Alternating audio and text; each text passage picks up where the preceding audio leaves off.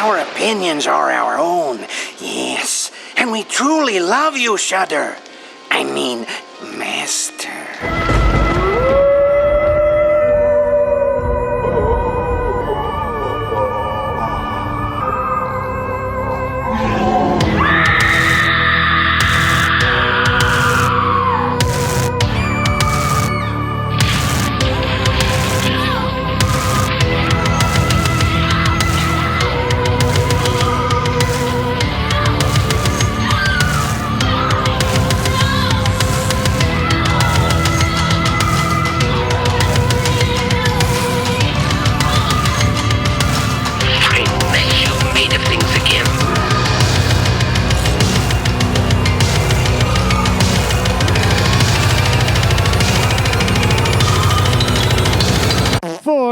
For you.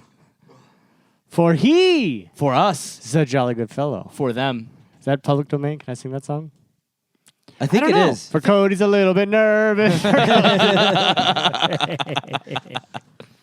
think that's why they sing that instead of Happy Birthday in things. Well, is that well, a replacement song for Happy Birthday? I feel like it's either that or some like happy birthday. It is your birthday. Happy Birthday it was established as it is in the public domain. It is Oh, now. it is? Yeah. Oh, it is? Yeah, Warner Chappell tried to claim that they had that it was not in public domain and that they had so they tried to claim all this insane amount of money. And it was a big deal. They lost. It's in public domain. Happy Birthday is in public domain. So we can sing happy birthday? You can sing Happy Birthday, and now I'm suddenly should I double check that? Man, I promise you can. I got the biggest pain in the ass job to be doing a podcast with. You literally did. I really got Yeah. the worst job that someone that does podcasting. I'm licensing music. Sure. I mean, this could be like a musical parody podcast. That'd be much worse. The level of my Cody's asshole just short-circuited. tightened is insane. What? My watch is telling me there's an Amber Alert. Sorry, quick! Yeah, have you ever seen anybody actually react? I thought I turned mine off. I'm annoyed. There's that a it got me. really good internet video about like what the government thinks we do when an Amber Alert goes out, and it's just like teenagers like playing Xbox. Amber Alert goes out, they throw their headphones, then they coordinate Go it with running. like neighbors. Yeah. There's neighbors running out. Yeah. There's people in cars going like go go go. No, and when in reality, it's like, that fucking sound again. No one's happy. I know. Right? I turned it off. I thought I did. I did too. I remember doing that in front of my mom. My mom was like, Cody. I know. I felt bad, but like, I'm not going to help. So I don't need to get disturbed. Well, Yeah. well, the problem is that I always look like. Not gonna. Is it ever anywhere near Like, you? if I Sometimes. run Really? directly I mean- into the guy, I'll intervene. Short of that, I'm no help. Go searching. You got a flashlight. Yeah, exactly. I'm not. No, I don't even. Sir, it's noon. Yeah. Should we start? That'd be pretty funny if we started like a task force.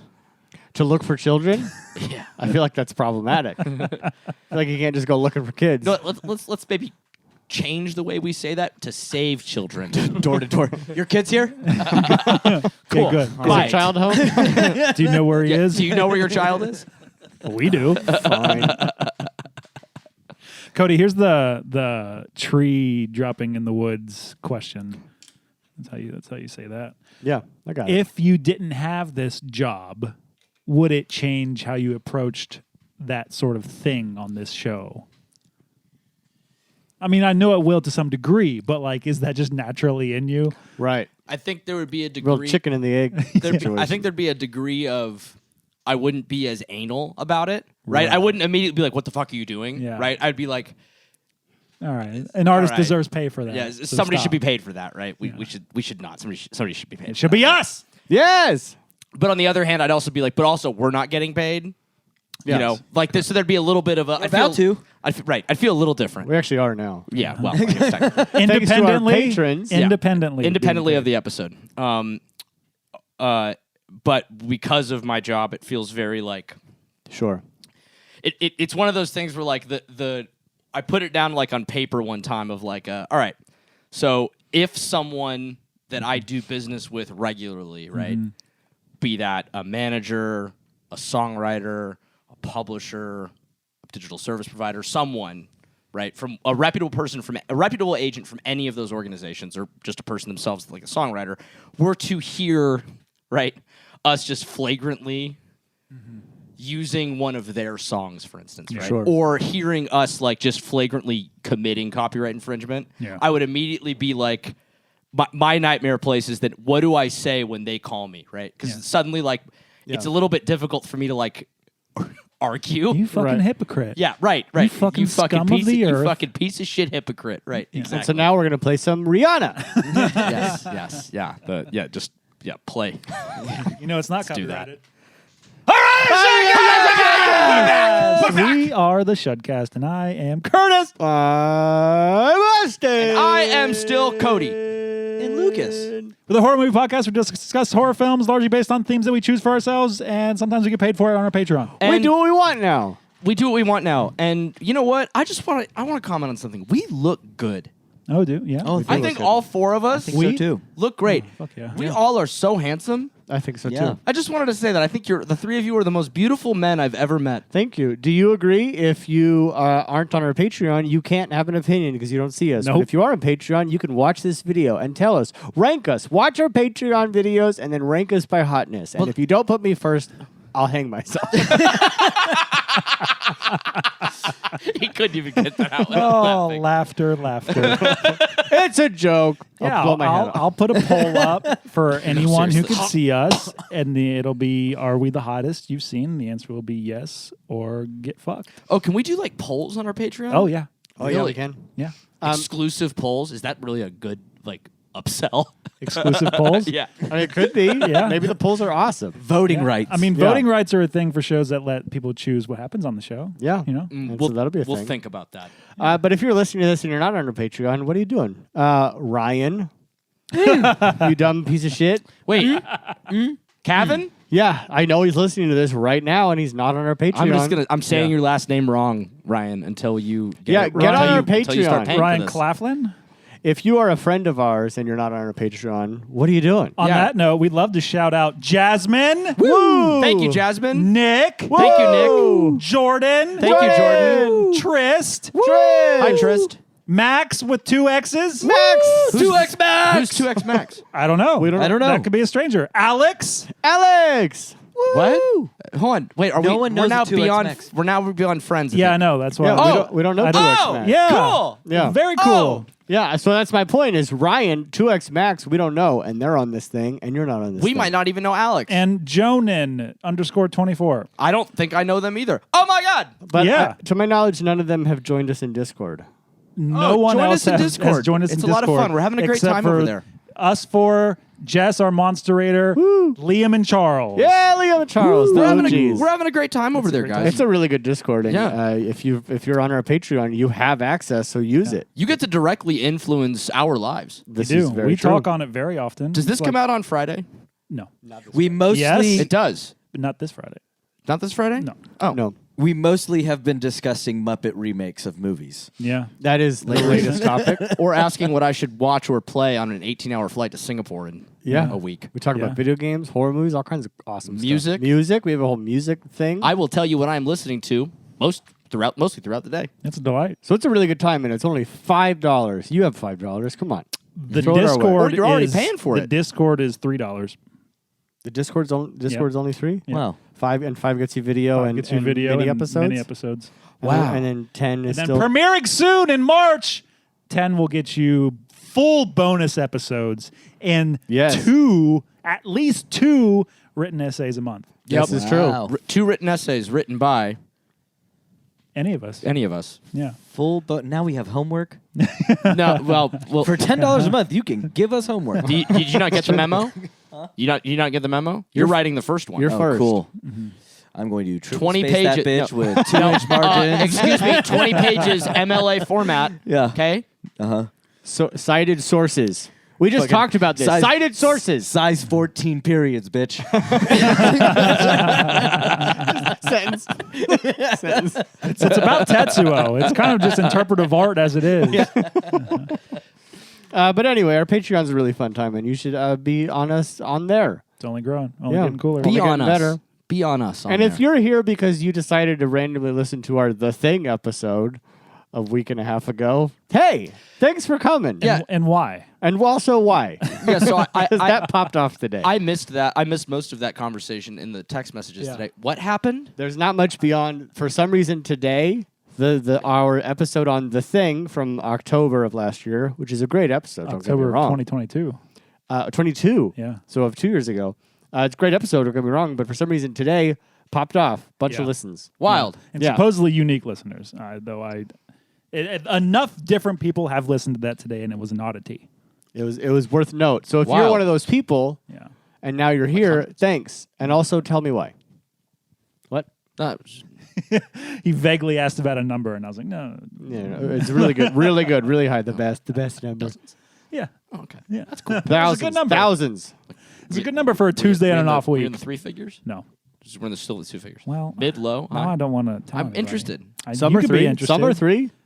We're trying to get people. We end up around involved 3. in this. For That's every episode, we end up around. Yeah. We're always We're Oh, always- yeah. we're And always- usually I'm hit talking about three like figures today. in the first week. Like Yeah. the excitement Yeah, with no. this. Okay, well, Oh, we're gonna, no. this is probably boring to them. But this is anyway. a random episode from a year and a half ago. And to Austin's point, he asked who died. I was like, Yeah, that was my first thought. Was like, I oh, did don't Keith David think die I'll lose my mind. or something like No, that? Curtis is with us tonight, so So anyway, Yeah. if you're from that, thank you. And if you're not on Patreon, join us there. And if you don't want to do that, at least follow us on our socials and like and subscribe to this podcast wherever you listen. Do the things to help us grow.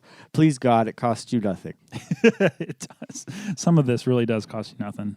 Subscribing to this podcast is free. The meat of our stuff costs you nothing. wow, that was a significant uptick in Right? the Thing episode. That's wild. Really weird. Don't know why. That and also in Prince of Darkness. Sorry, I'm just fascinated by this. I'm endlessly Wow. fascinated with like when people are like care about us. I love Right. it too. It's super fascinating. I'm not. I expect it, and I'm ashamed that there isn't more. Yeah. My narcissism is. This is a great platform for my narcissism. We run the spectrum of narcissism here. You're amazed anyone cares. I'm mad everyone doesn't care. I pretend not to care and cry every night when something happens. Somebody looked at me the other day and they're like, hey, so like how many how's the show going? Like what do you guys get? And I told them like I don't know, like usually whatever the number was I get per You episode. scream at them in their face. No, Get the fuck out of my office! They were like, "Oh wow, man, that's a lot. How does that make you feel?" And I was like, "That's the worst question to ask me." Oh, really? I was like, because Oh, I was yeah. like, they're like, "What do you mean?" Thought about it for 9 hours. that's the only thing I think about. Well, I sat there and was like, "Well, to be honest, makes me feel a little bit funny because I can't believe that anybody listens." They were like, They're like, okay, we- all right, we- never yeah. mind. We literally just want to know how you are right now. Yeah. That's Can you it. just say good? No, I'm a very complicated person. This is small talk, Cody. No, do you think that I would ever let something not be annoying when I respond? Come on. Okay.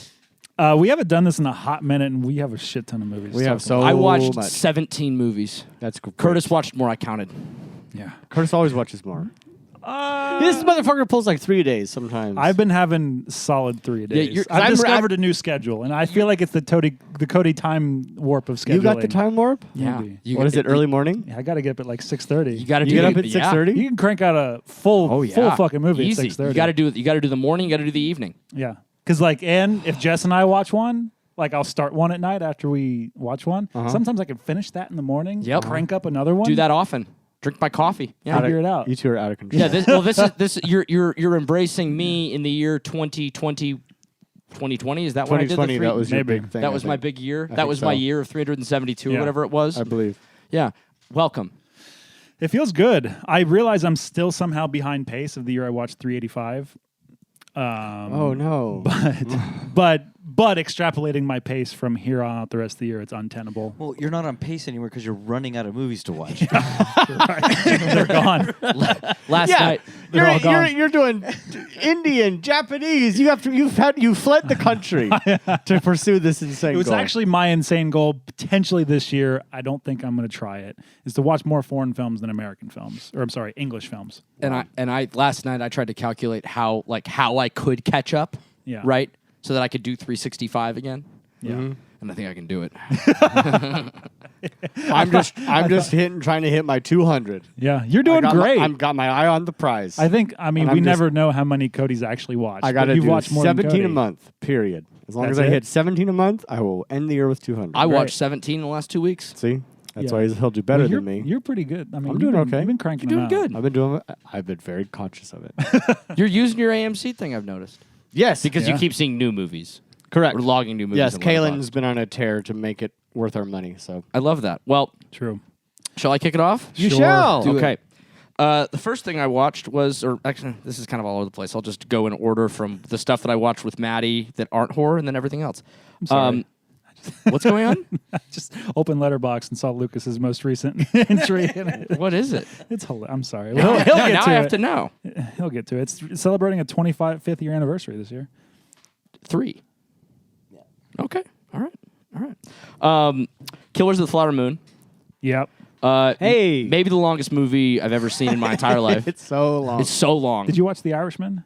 No. Okay. What? What happened? What? I forgot I watched that. Oh. You did? You watched The You Irishman? watched the for this? Irish? Okay, I can't wait to get there. So We'll get there funny. eventually. So funny.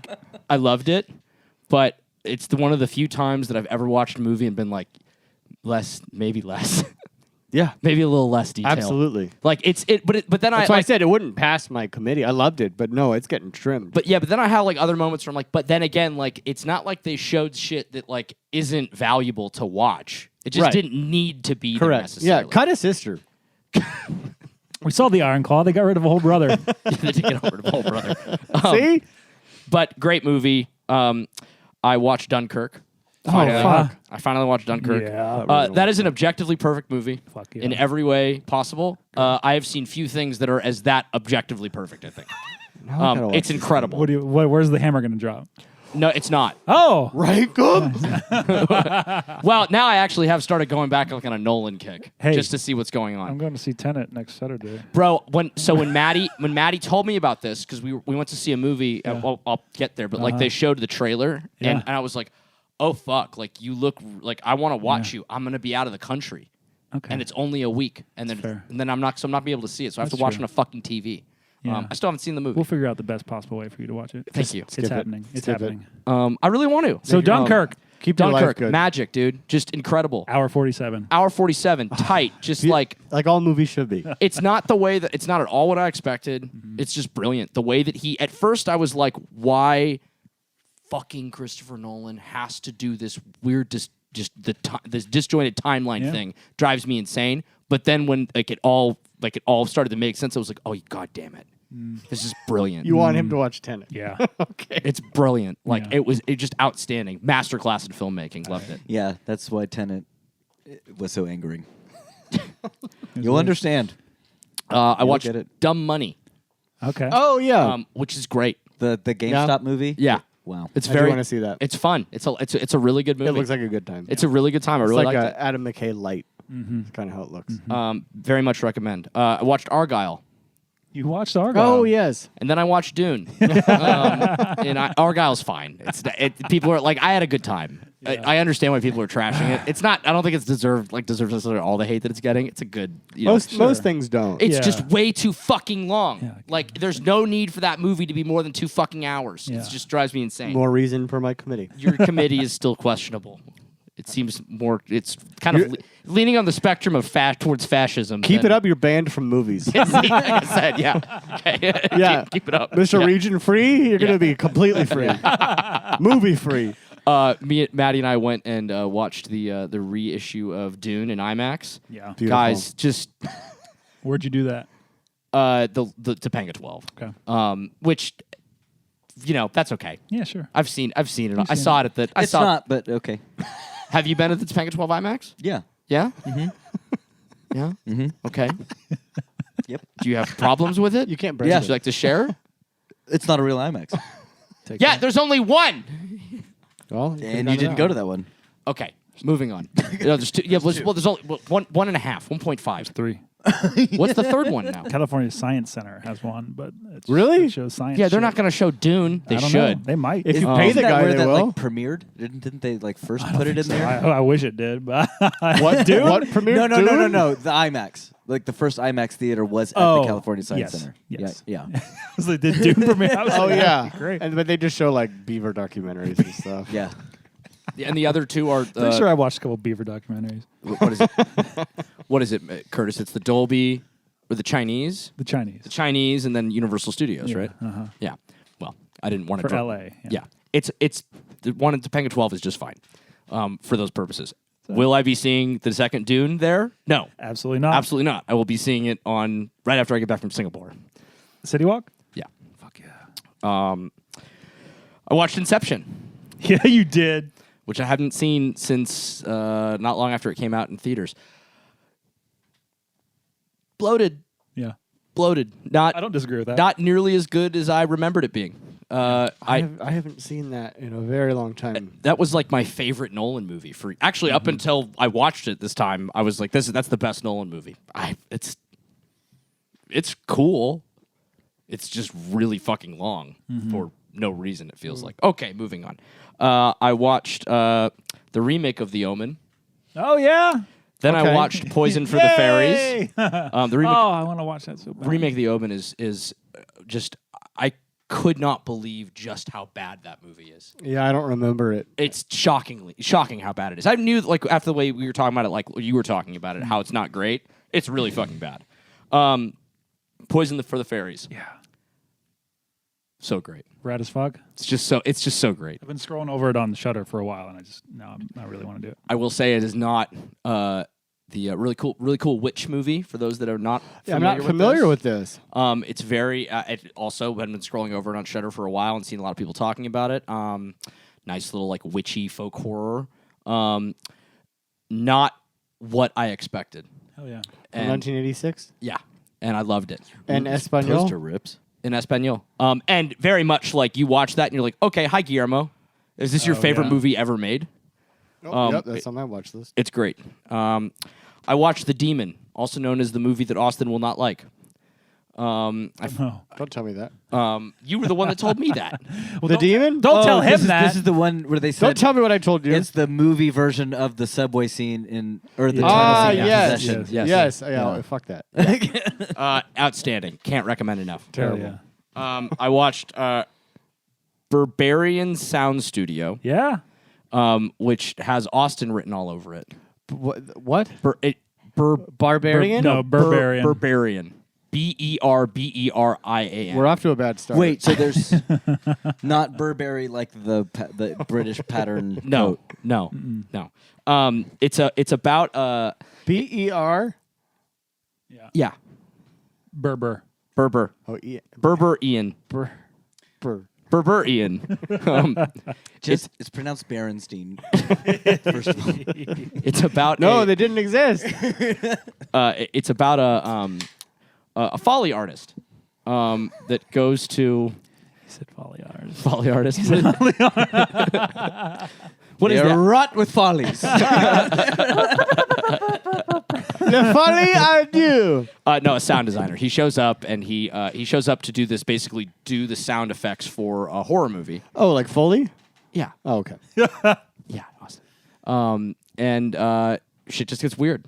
I like it. I put It's- it on my watch list. It's worth watching. I'm not going to say it's like you're going to send you home to the moon with excitement, but I enjoyed it quite a bit. My home is on the moon? God damn it. I watched Battle Royale, Yeah, which we're I gonna think be talking all of about us that. did. No. You didn't? No. 3 of us did. Yeah, Do you want to I watched it for. This is like my 6th or 7th time watching this Oh, movie. amazing. First time I'd ever seen it, I believe the first for you Yeah. too, right? I so upset. I Incredible. think this was one of those movies that Yeah. I had in my back pocket for a long time. Like, You guys, you need to kept fucking telling me to watch this. Yeah, You've been telling me to watch this for years. Yeah. I've just never been able to get around to it because it was so hard to find. Yeah, and it still Oh, is. really? Yeah. Like, Oh, wow. On all the streaming services, dubbed. Yeah. Can't fucking find the Japanese, right. so I went to Vidiots and picked it up. And I rented it from Cinephile. Yeah. Magic. I knew of this when it came out because Tarantino was very much like he cast the one girl from Battle Royale, I can't remember her name, and was in the gang with the swingy ball. The mace lady? The mace yes, lady. yes. He cast her in Kill Bill because of Battle Royale. It's like I Fantastic. knew about this for 20 years and I just Yeah. never watched it. And I'm so upset at I've myself. known about it since Hunger Games came out. And Oh, yeah. Yeah. all the E-Lords were like, "Pfft, it's just Battle Royale.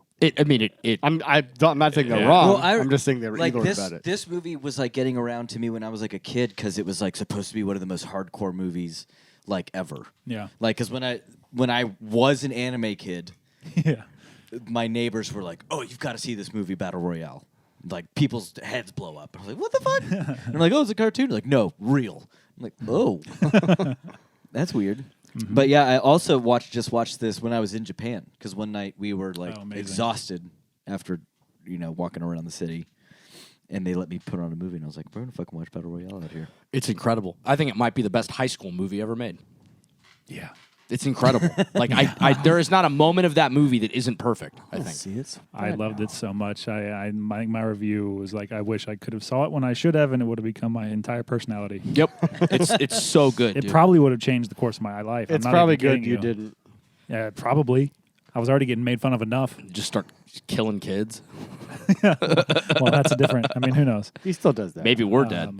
I love that. It was so fun. While I was working for PUBG for a little bit, I would constantly reference that, because that game is Yeah. so heavily Did influenced. the whole fucking Yes. subgenre of games just take from that? Yes. Because there's zones in the fucking in Yes. the movie. Like, this zone is no good Yes. now. This I'm like, entire PUBG what? took its entire premise from this movie. And when I would talk about the movie during meetings and stuff, they'd be like, "What are you talking about?" fuck you. I know, seriously. They're like, "Have none of you Yeah. seen this movie?" Yeah. And they're like, "No." And I'm like, "Oh god." Wow. It's incredible. The game, the weapons that are laying around are crowbars and sickles and Yeah. iron pans and stuff. Like that. people are looting for their fucking weapons. Yeah. It's amazing. Magic. It's perfect. I hope you find it and watch it. Well, now I can't. Oh. Oh, okay. Yeah. Moving on then. 7. What rewatch 7? Oh, which I haven't so seen in good. years. Oh my god. That new 4K is coming out, baby. I'm thinking about buying as it comes in a deluxe box. Yeah, it's huge. What's in the box? The amount of Yeah. fucking money they want for that thing is kind of They absurd. want a lot. though. They want a lot. That is Well, one of them has her head. yeah. That'd be nice. Oh, Like a fake version. Gwyneth. Yeah, thank you. Gwyneth Paltrow's head. Magic. Slower than I remembered. How dare you?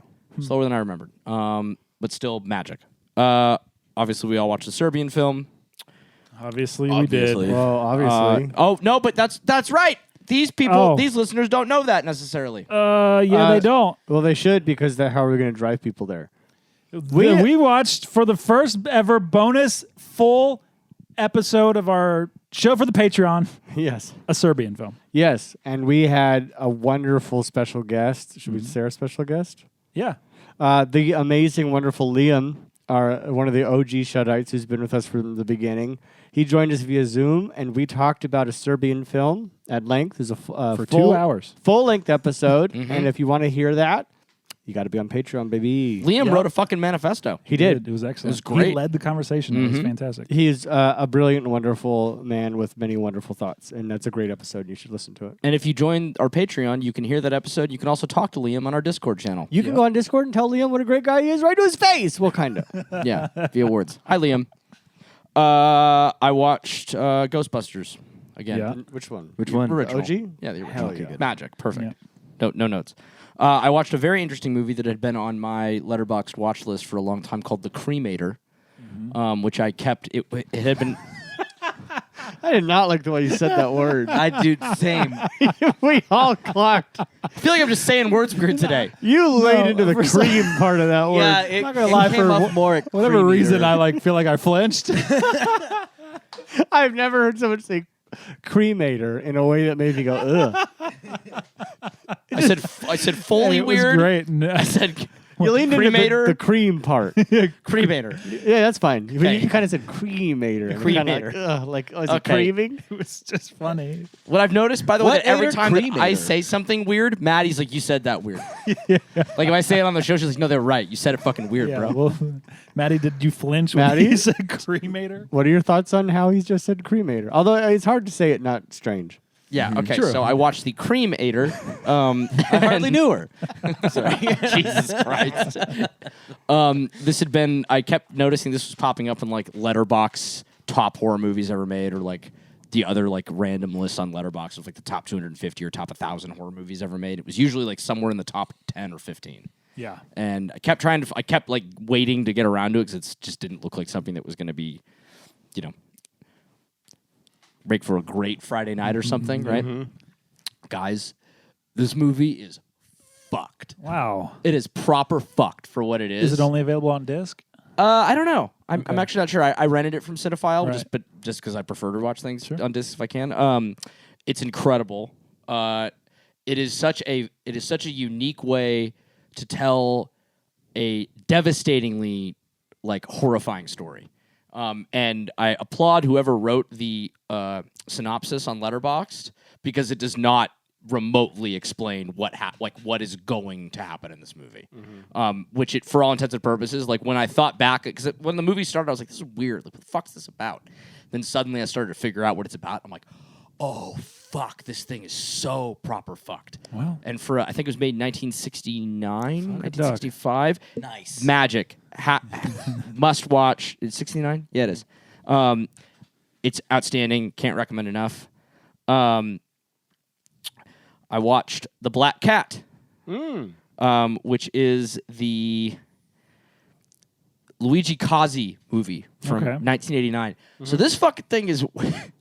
It starts out, and I was like, wow, that's weird. They're just, like, talking about, like, things that are from Suspiria. And then suddenly they're like, yeah. Oh. And then there was a movie that they made called Suspiria. And then suddenly the Suspiria theme starts playing. And I was like, what the fuck is happening? What? And I realized that what they did is they basically, because there's the Three Mothers trilogy with Suspiria, right? Yes. It's Suspiria, Inferno, and Mother of Tears. Yeah. Mother of Tears didn't come out until I think the 90s or the early aughts. But this movie's supposed to basically be the Mother of Tears. It's insane. Okay. It's completely fucking bonkers. It's funny that it's called The Black Cat, which is notably another Because Very famous. it starts with them doing a production of The Black Cat. wow. Oh, it's already in my watch. Oh, list. wow. Great. It's I own it if anybody would like to borrow Love it. it. It's Love very that. strange. Interesting. And then last night I watched Dracula Prince of How Darkness, fucking awesome was that? the Christopher Lee movie. Have you seen this, Curtis? No. This might be Is this their first? No, this isn't the first one. This isn't the first Hammer Dracula. Yes. It's the second Hammer Dracula. I It's think. after Horror for Dracula? Yes. Okay. I believe it. It might be my favorite Dracula What are you looking movie at? I've ever seen. Keep rocks in your pocket? Or is your screen all fucked? My screen? I mean, yeah, it's a little old. The phone's a little old. What's wrong with your screen? It's a little scratched. Oh. Okay. It might be my favorite Dracula movie. Wow. It is so fucking cool. It's just just cool as hell Yeah. for a movie that was made in 66. Yeah, 1966. 66, wow. Christopher Lee is just magic in it. It's just I can't recommend it enough. I also own that if anybody would like to borrow I it. want that very badly. Very fucking cool movie. Anybody that was probably somebody out there like fuck you about there's being a better Dracula movie. I'm sure there is. The speed of this is so Well, good. you know what? They can tell us on Discord if they join our Patreon. That's true. You can tell me that I'm a fucking idiot, and I will respond in real time. I answer that more than I answer these people. This is true. But you gotta be on the Patreon. But you got to be on the Patreon. I also watched tonight's movie. Hell yeah. And I believe that is everything that I watched. What a life. What a life in film. What a life in film you've had. I guess I'll go because I said that I would. Okay, I finally watched Socks. Saw X! Nice. Oh, We're going that far back. I was like, what? I watched Socks. Did Saw it, X. did it rule? Fun as hell. Fuck yeah. Great, right? Awesome. It's exactly what you want. Fun maps, fun mazes. Traps. Oh, maps, mazes, traps. Oh, do you want to be our new Austin? Shut up. Am I rubbing off on you? Are you rubbing off on me? Switch seats. Yeah, fun traps. Lots of twists and turns. The soap opera music. It's great. Love that ending. Oh, ending's great. Yeah. Fun as hell. Very much enjoyed Socks. Highly recommend. Then I did the AMC does the Thrills and Chills surprise movie thing. I did that with my father, and we got Out of Darkness. It's funny because I saw that you got that. Like I saw you watch that, and I was like, that doesn't come out for like a month, right? Or like 2 weeks or something. Uh-huh. Thrills and Chills, baby. And then You I was see it like, early. I was thinking about maybe doubling it one day with like another movie, and then I saw what you gave it, and I was like, I did not love it. I don't know if I'm gonna watch that in theaters. I didn't love it. I believe it's like a first-time director. Yeah. Really pretty, just not a lot of meat. The director Yeah. is really pretty. Yeah, beautiful. Okay. Well, The movie's very pretty. Just not a lot of meat. It felt a lot longer than it was. I was like, oof, another movie that needs to get cut down. And then after I saw it was like, it's into like 90, 80, 90. It's like almost passing on I know. instinct. It's like barely on 90. I'm like, oh. Yeah, I mean it's interesting. It just not one that I'm gonna think about ever again. I then watched Funny Games. Me too. Woo! Holy shit. And as I was telling Curtis, maybe you too. Yes, we were here. You were both there. I wanted to try to watch this last night. And I just couldn't do it. I wanted the three of us to be able to have a chit chat. Yeah. It had been on my list for years. The original. The original. Yeah. Because I've in my Googling of like most scariest horror movies, most extreme horror movies, this one's popped up a lot, so I finally watched it. It's outstanding. It's one of very few films that have actively made me mad. Yes. Like I'm mad. Yes. Is it the scene that I sort of described No, not earlier, really. but By not that on? time, I'm like on board with the cadence of the film. I was Sure. like, it's great. I loved it. It is like great. it's maddening for reasons, but Yes. I'm just like actually mad at the characters. I was like, if that person entered my house and acted this way, he would not be leaving with legs. Right. I Yes. hate these guys' faces. Yeah, that's they're- how much I fucking hated them. Yes, like they're- that's very rare for them. Like the performance and the writing, not just to get under my skin so Right. bad. I was Yeah. like, fuck these guys. Yeah, they're off. Oh, it's great. It is very much a horrible time. And I watched that in the same week that I watched a Serbian film. So that was Oh, you just had a Yeah. quite Doubling quite a down. week of bad times. Have you seen Funny Games, Lucas? No, I need to. Though. Oh, you need to see it. Yeah. Top of my Because it list. plays with the fourth wall in a very interesting way. It does. Oh, interesting. It breaks Oh, cool. it breaks it in a very interesting, smart, clever way. It's like weirdly fun and Yeah. light, and then also just the fucking worst thing there is to watch. It's on Max right now, right? Yep. Because it was so hard to find for so long. Yeah. I remember I tried to rent it like in that year that I did the 365 thing, and at that point the only copy that Cinephile had was region coded, and I did not have not a problem for you now. Yeah. problem for me anymore. Yeah, it's on Max, and that's part of the reason I didn't watch the American version, because I would have had to pay to watch that one, and I did not have to pay to watch the original. And I keep hearing that the remake is like actually like really fucking good. People love it. I mean, it's Haneke doing it. Same thing again. From my understanding, it's nearly shot for shot. Oh, really? There's really no reason to watch one over the other. Oh. And people are saying like Oh, kind of interesting. whichever one you watch first, you'll probably prefer. Oh, Because interesting. it's almost the exact same movie. Naomi Watts is in the Yeah. remake, right? Yeah. Yeah. Then I watched a movie that had been on my radar for a while and no one ever talks about called Fire in the Sky. Fuck yeah. Dude, that has been on my list for so long. Yeah, I haven't seen it either. Dude, that's my point. No one talks about it. It's off everyone's radar. It's good. It's really good. Yeah? It's like way more nuanced than like just scary whatever movie. But it's really good. Because it's scary. It's aliens, right? It's aliens. Yeah. And Robert Patrick, Oh, fuck yeah. a young hunky Robert Patrick. Dude, the man. cast is crazy. It's Robert Patrick. And this was a theatrical film back in the day, right? Like Yeah, 93. Uh-huh. And it just has kind of fallen into Yeah. obscurity. Robert Patrick post T2. 93? Yeah. I guess so, yeah. T2 is 92. Well, there you go. It has Peter Berg, Henry Thomas. Peter Berg, the director. He no. was an actor at some point. Peter Berg. Henry Thomas. That is Yeah, him. yeah, Peter Berg, the director, as an actor. That's so funny. Henry Thomas. Oh, hell yeah. So Wow. doubling up on his alien. So funny. James Garner. Wow. It's like the like share. It's really good, dude. And Okay. obviously, like, it gets a lot of attention because it does. There's a sequence in it that it's Yeah. extremely famous for that it does an incredibly good job in. Mm-hmm. But beyond that, it's got this really nice like small town paranoia kind of mystery vibe throughout the whole thing. That's really good, really worth your time. Fuck yeah. I watched Nyad, unrelated to horror in any way, but good film. Then I watched The Creator. I heard that All thing right. was racist. Oh. The Creator? Yeah, I heard it was really racist. No, I didn't get that at all. I disagree with that. Oh. I don't think it's racist Oh, okay. at all. I'm sure if you looked for it, you could. Who find said stuff. it was racist? A friend of mine. I just Asians as robots? Is that the racist part? I mean, It didn't really give me much context. They just said it was. They described it as vile Oh. and Vile? and racist. Okay. And all I heard, the only piece of knowledge that I got was that they say the enemy is from New China or something, or New Asia. Well, yes, but yes and no. They're robots. So basically, in this futuristic world, AI is banned in the Western countries, and it is still okay in Asian, which they call New Asia, Asian countries. And so the U.S. is sort of invading New Asia to try and eradicate the AI, is sort of the conflict of the movie. Where that becomes racist, I don't know. I'm not the expert on that. No, I did not think it was racist in any way. It was okay. It was underwhelming. You see it? No, not yet. That's all right.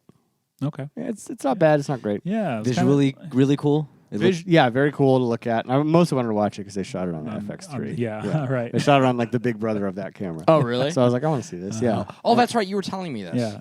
Yeah, and right. it looks awesome. Made for dumb cheap for what it is. Exactly. And that was like why they shot it on that camera. Was they were trying to like, which I appreciate. They were trying to like push back on bloated budgets, movie budgets. Great. Because there was that other kind of dystopian future movie that came out 2 years ago called Vivarium? No. It was about like a girl walking around with like her dad's floating Vesper. brain. Vesper. Yeah, Thank you so and much. That's on Shudder now. Is it? Yeah. Yeah, that movie rules. That the way that creator looks reminded me of that movie. I'm not familiar with this movie. It was okay. It wasn't great, but not bad. So Kaylin fell asleep during that, and then the next night I picked Warcraft because you guys talked about it, and you had the best night of your life. And Kaylin was there, and I was like, "Oh, I think you might like this, like action stuff that she likes." And then I didn't get to pick the next movie that we saw. I tried and was shot down. She's like, "You picked 2 bad movies in a row." Warcraft sucks. It's like incredibly bad. It sucks. No. It's boring. But D'Artagnan. It's confusing. No. D'Artagnan. Fantastic. Character, performance, everything about D'Artagnan, magic. Everything else, hot dog water. Garona's a muscle mommy, so I don't know. Paula Patton's excellent. Muscle mommy. And then, like, how do you make, what's his name? Ben Foster. How do you make Ben Foster look stupid? He like, looks great. One of the most him. criminally underappreciated actors of our time. Yeah. He does not get enough work. No. I think he's outstanding actor. Yeah. His character was dumb. Yeah. Everything was dumb. Yeah. You see this movie? No. Save yourself. Don't do it. No, it's funny because like Lucas was talking about how good it was, and then I kind of had the same thing that you think, and I was like, well, man, maybe I'll watch this thing, right? Nope. And then Sucks. ever since that happened, I keep having interactions with people where they're like, that movie gets brought up, and they're like, no, it's the biggest piece of shit that's ever been made, right? Just one after the other. Just text us, man. But I'm becoming like less interested in watching it as a I'm result. asking the general public. just their ask thoughts. us. Not the These are your friends too. We have created a secluded club where we get to echo each other's opinions on movies. That's great. Yeah, right now, one of those people that is Austin. This is one of those interactions where I got him saying it sucks, you saying it's incredible. I don't even know what your opinion is. It's a great movie. He thinks it's great. Oh. It's I like shit. it. I like it a lot. Oh, It's dog water. Yeah. See? Changing tides here. how many stars? I don't know. Yeah, just from the hip, go. 5. It's a movie. It gets 5 stars. I gave it 2, and 1 was for D'Artagnan. One Lucas, is how many because it's a stars did you give movie. it? I think I gave it like 4.5. Yeah. 1 is because it's a movie, and 1's for D'Artagnan. Yeah, take that. That's how Did you that's how grow up rate playing films. World of Warcraft? I played it in college a little for about 2 months. I've played no Warcraft, World of Warcraft, nothing. Yeah. It's a little hard to follow, but it's fun. Incredibly hard to I follow. really wanted to get into the game, but then I realized that that's not easy to also maintain a social life in college. No, Yeah, you're doing enough, man. Yeah. Yeah. They still fucking charge $10 a month to play that game. Jesus. Good for them. I mean, good. Yeah. They're still. It still has like a huge. Blizzard's not making any money. Yeah. What the fuck? well, their future is not in movies. Then I Fucking watched assholes. The Beekeeper. fuck yeah. Awesome. Great time. Awesome action movie. Yeah. Yeah, it's awesome. Because that was, Kaylin was like, we're watching The Beekeeper. Did you guys watch go it at Because home? I was like, we went to AMC. Great. Because I was like, Lisa Frankenstein's out. And she's like, no, you picked 2 in a row. And then I looked up reviews of Lisa Frankenstein. I haven't seen it, but reviews were not great. And I was like, I can't push this. Because if we fair. go to a third bad, I'm out for a year. You If made I the do right 3 in a call. row, I'm out for a year. Is that the rule? No, it would have been like, Yeah. You're gonna be watching Costner rom-coms. No, you for a had long to. time. You had to play a safe bet on that pick. You really Yeah. did. You couldn't test the waters there. Exactly. So she picked Beekeeper, and it's a great time. How fucking dumb is that movie? It's so wonderful and It's dumb. so fucking It's cool. so good. It's so good and so stupid, but so good. Yeah. Then we did a fun thing. We went to the New Beverly Theater because they were screening a Goofy movie. Always on film. And I watched that with my father for the first time since it came out. Actually, it's the first time I've seen it in a theater finished because when I saw it in a theater last, it was on the lot and it was like a production. It was an unfinished screening. Yeah. So, yeah. People with tennis balls on screen? Yes. So, I don't know. I was 5 years old. I'm sure some of the animation wasn't done. But so this was the first time I've seen it completed on a big screen. And the crowd was a full house. Lovely crowd, and Dad went in and said a few words before, and they loved it. And that was a nighttime movie, right? Yeah, it's 7 p.m. Yeah, that's wild. I know, on a Saturday night. Uh-huh. Full crowd. Big time. Great people. Wonderful. I love that. It was a really lovely time. And it was great. 5-star movie. Wonderful movie. Yeah, it's happens to be a fucking classic. It sure is. I'll go. Oh, God. We watched Detroit Rock City, which I'd never seen before. What a fun little time. I haven't seen that. I knew just bringing that up would ignite a little fire for the table. It's maybe, I don't know, man. Like that movie was like the staple in my house. That's like, so like weird. Family gatherings. That's we so would get together fucking and watch weird. that movie. that and Airheads.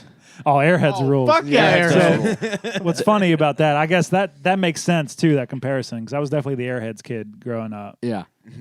And I get it. Well, Detroit Rock City, for me, like the reason I wanted to watch it as a kid was because it was about, just because Kiss was in it. I was like, oh, fuck yeah, I want to watch that. Yeah. Produced by Gene Simmons. Yeah, not actually in the movie either. Yeah, he is. No, he's not. Is that not him? No, it's not him. Even in the close-ups? None of the members of Kiss are actually in that movie. Really? Yes. Okay. That is an interesting thing that I've had verified by people. That is wild. That because Kiss started doing this thing where they just got their stand-ins to do everything. They're credited. Okay. They're credited in the movie, but they're like I have talked to someone that knows the person that's playing Ace Frehley on stage. Yeah, he's in it. Ron Jeremy's in this movie? Yes. Mm-hmm. He's in Ghostbusters? Really?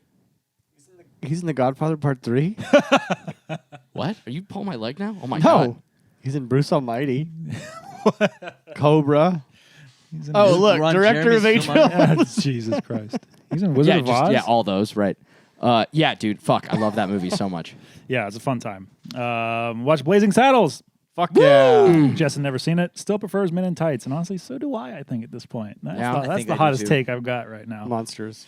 I think I talked about this last time. I have never seen Yeah. Men in Tights. You got to do that. I've gone on a trip to Japan. Yes, you did. Made it a point to try and knock out some classic cinema that I'd never seen before, notably the films of Akira Kurosawa. Those are on my list as well. And guess what, guys? He They good? was good. They're pretty good? He Makes was good movies. good at his job. Makes good movies. Started with Seven Samurai. Loved it. That's been on It my... did take me like 3 sittings, and I wish I would have locked myself in the theater with it because it is 3.5 hours long. That's my next long flight. It's Yes. been on my list, Smart. my plane movie list for a while. But I watched Rashoman, which fucking rules. Again, and these are all lots of these movies are with Toshiro Mifune, who is his main actor of choice for much of his career.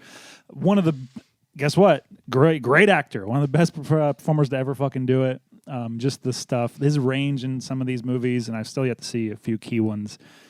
He goes from like he plays an insane fucking crazy person in Seven Samurai that you end up rooting for, though you really don't want to. And then in something like Sanjuro and Yojimbo, which I watched, Yojimbo, holy fucking shit, is just fistful of dollars. Yeah. Have you seen Yojimbo? Uh-huh. It rules. It rules. So That fucking movie hard. fucking rules. That's my favorite of his movies that I've seen so far. It's literally Fistful of Dollars. Fistful of Dollars got sued by the producers of Yojimbo because it's just that movie. They had Really? to settle out of court. It's so Yeah. weird because I just thought that Fistful, like that's what they were doing, was Yeah. remaking the movie. Not officially. Well, and because that was the same thing issue with Seven Samurai and Magnificent Seven, right? Yes, But they did that, to my knowledge, did that above, above they board. did. Oh, okay. Yeah. Okay. And then Django is Yojimbo. And I don't think they were sued for that, but the original Franco Nero Django is Yeah. Yojimbo. Well, we're not here to talk about Franco Nero's Django. Keep going. Sorry. I watched Rashoman, Yojimbo, Sanjuro. Sanjuro's sequel to Yojimbo. Not as good, but it's the same. Toshiro Mifune is basically playing the same character. I watched the Hidden Fortress, which inspired George Lucas to make Star Wars. oddly enough. Oh, wow. From a story perspective. It's loosely there. The two main characters you follow are essentially C-3PO and R2-D2, which is really, really funny. So if you take that movie and the book Frank Herbert's Dune, you just get Star Wars? I think so. You Okay. honestly do. That's very true. Wow. No wonder the prequels had Jar Jar. He's like, this is what I can contribute to these stories. This is all I've got. Time to inject a little bit of me, a little bit of Georgie in these bad boys. This isn't derivative. I still need to watch. I'm excited to watch High and Low because I was going to watch that the other night, and literally the next day they announced Spike Lee and Denzel are remaking High and Low. You're Which right. is very, very funny, and I'm excited for that. Interesting. Then I watched another not Kurosawa film, but it happens to be the #1 rated movie on Letterboxd called Harakiri. Yes. Which means it's the Japanese rite of killing oneself with honor. Yes. Maybe one of the best films I've ever fucking seen. Really? I'm not even kidding you. It pops up on like every best movie list ever. Yeah. And I was expecting, like, with a couple of the Kurosawas, I mean, they all show a certain amount of the date and the age. But with Harakiri, I'm like, holy shit, I don't think we've ever done this better. I'm like, you could have maybe stopped making movies. Oh, like this could have been made yesterday kind of Yeah, thing? like just the way, like, the camera movements, which you could tell, which I had watched this along with other Kurosawa movies. The camera movements in Harakiri are different than how Kurosawa used his camera. And it's very modern in the way that it uses a very small scene and setting and will explore different aspects of that scene and setting, make every fucking shot feel new and exciting. And it was just phenomenal. I was blown away. Put that at the top of all your lists if you can. Harakiri rules. Fantastic. Should I put those above the midnight, before midnight? Before, no. You must watch those. You need those. Okay. You need those. Harakiri is too cool for what you need right now. Okay. That Harakiri is not on my journey for feelings. No, it's a samurai film. Okay. That It, sounds so you will much f- you will better, feel though. feelings. I know. That's why you're going on the journey for feelings. I 'cause- want to watch the samurai movie. That's gonna get filed when you feel like watching like Northman again. yeah, Kind of stuff. No. yeah. The only thing that was watched when I feel like watching the Northman again is the Northman. Lucas. Let's replace his disc with something else. Ah! Treason. I won't ever talk to you again. Please keep going. I know. That's a serious. Cut off your offense. fucking dick. Let's replace For it with real. like an insane clown posse DVD. It'll be just like a home shot video of a gathering of the Gathering. Juggalos, Yeah. 2007. That's actually. You'll probably see a murder. When one of them didn't play, we'll give you that year. So it's like extra. You'll see one life end and one begin. He doesn't like it. He's tearing up his He's table. fashioning a noose with this straight string from What are his you sweater. doing? Being upset. Kurosawa rules. Harakiri rules. I'm going to continue watching some of those. Jess and I were trying to finish the Paranormal Activity series Yes, I've because I noticed had this. not seen 4 or 5 or 6. No, I've seen 5. I haven't gone past 2. Yes. 3, best one since 1. We watched 3, and I'd seen that when it came out. That one's a banger, super spooky. They all love to end on basically nothing endings, which is infuriating, but 3 is the fucking coolest. We watched 4. We watched 5. Which is? Do you guys care about spoilers? No. Which is the one that ends and it's clearly like a witch coven? 3. It's 3. That one. Yeah. That one is a fucking banger. And then they go back to play with that in 5. Yeah, in 5, which the is the same marked guy- ones. Direct first 3 and then No, drop he off? only directed the first one. Oren Peli directed the first one. Okay. Different guy directed 2. But he's got Ariel paid Juice. for all of them, I'm sure. Juiced and Schulman, that couple directed 3 and 4. They aren't a couple. They're just 2 dudes. And then Christopher Landon ended up doing 5, the Mark ones. He wrote a bunch of these. The guy who ended up doing Freaky and the Happy Death Days. Are all these through Blumhouse? Yes. Oh well. This was the Blumhouse cash cow. All these fucking movies are made for nothing and made a shit ton of money. Yeah, we watched Ghost Dimension, which is 6. Guys, Neither of you gave it stars. we watched the Ghost again. These are easy choices for us at night because they're all like an hour 25. Yeah, it's awesome. We're like, great. We'll just do it. It's easy. Yeah. Ghost Dimension is on Pluto TV or something. Yeah. So every 7 minutes, an ad will pop up. So we were upset that the ad was there. Yes, of course. And then we were upset that we had to go back to the movie. And then we were going to be there for another 40 minutes because of the ads. You just couldn't win. There was no winning. It was we were sitting on a couch like, the ad's here. The ad's over. I don't know where I stopped. There are 7 of these films. Next of Kin is the newest one. It came out Paramount Plus. And I saw that when it came out right? 2 years ago. Oh, gee, okay. I remember we liked that one well enough. It's much better than 6 and 4 for sure. Martin, what is it? Ghost Dimension. Ghost Dimension And the marked ones. It's so much. It's so funny watching these all together. Wow. You're just like, what the fuck are we doing? What is Someone I follow on Letterboxd gave marked ones a 5-star review. Marked ones is look. I went into marked ones being like, Jess, this one's great. Ghost Dimension 3.5 stars. Okay. Same person. That makes sense. So even from there, they went, Whoa.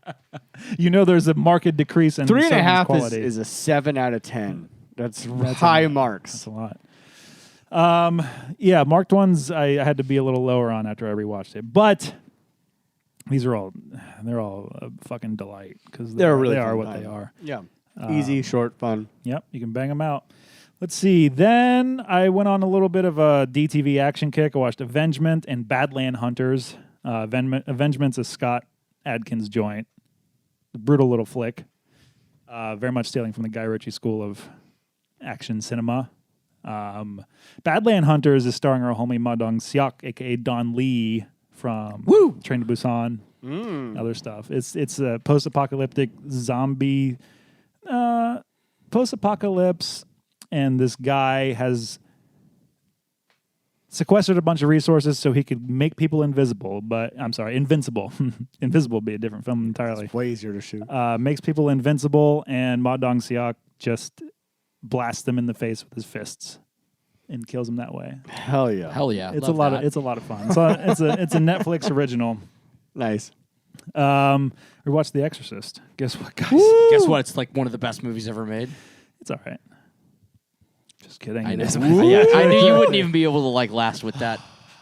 Had to. Austin almost had to leave. I'm glad we can move on. I thought it was going to be a thing.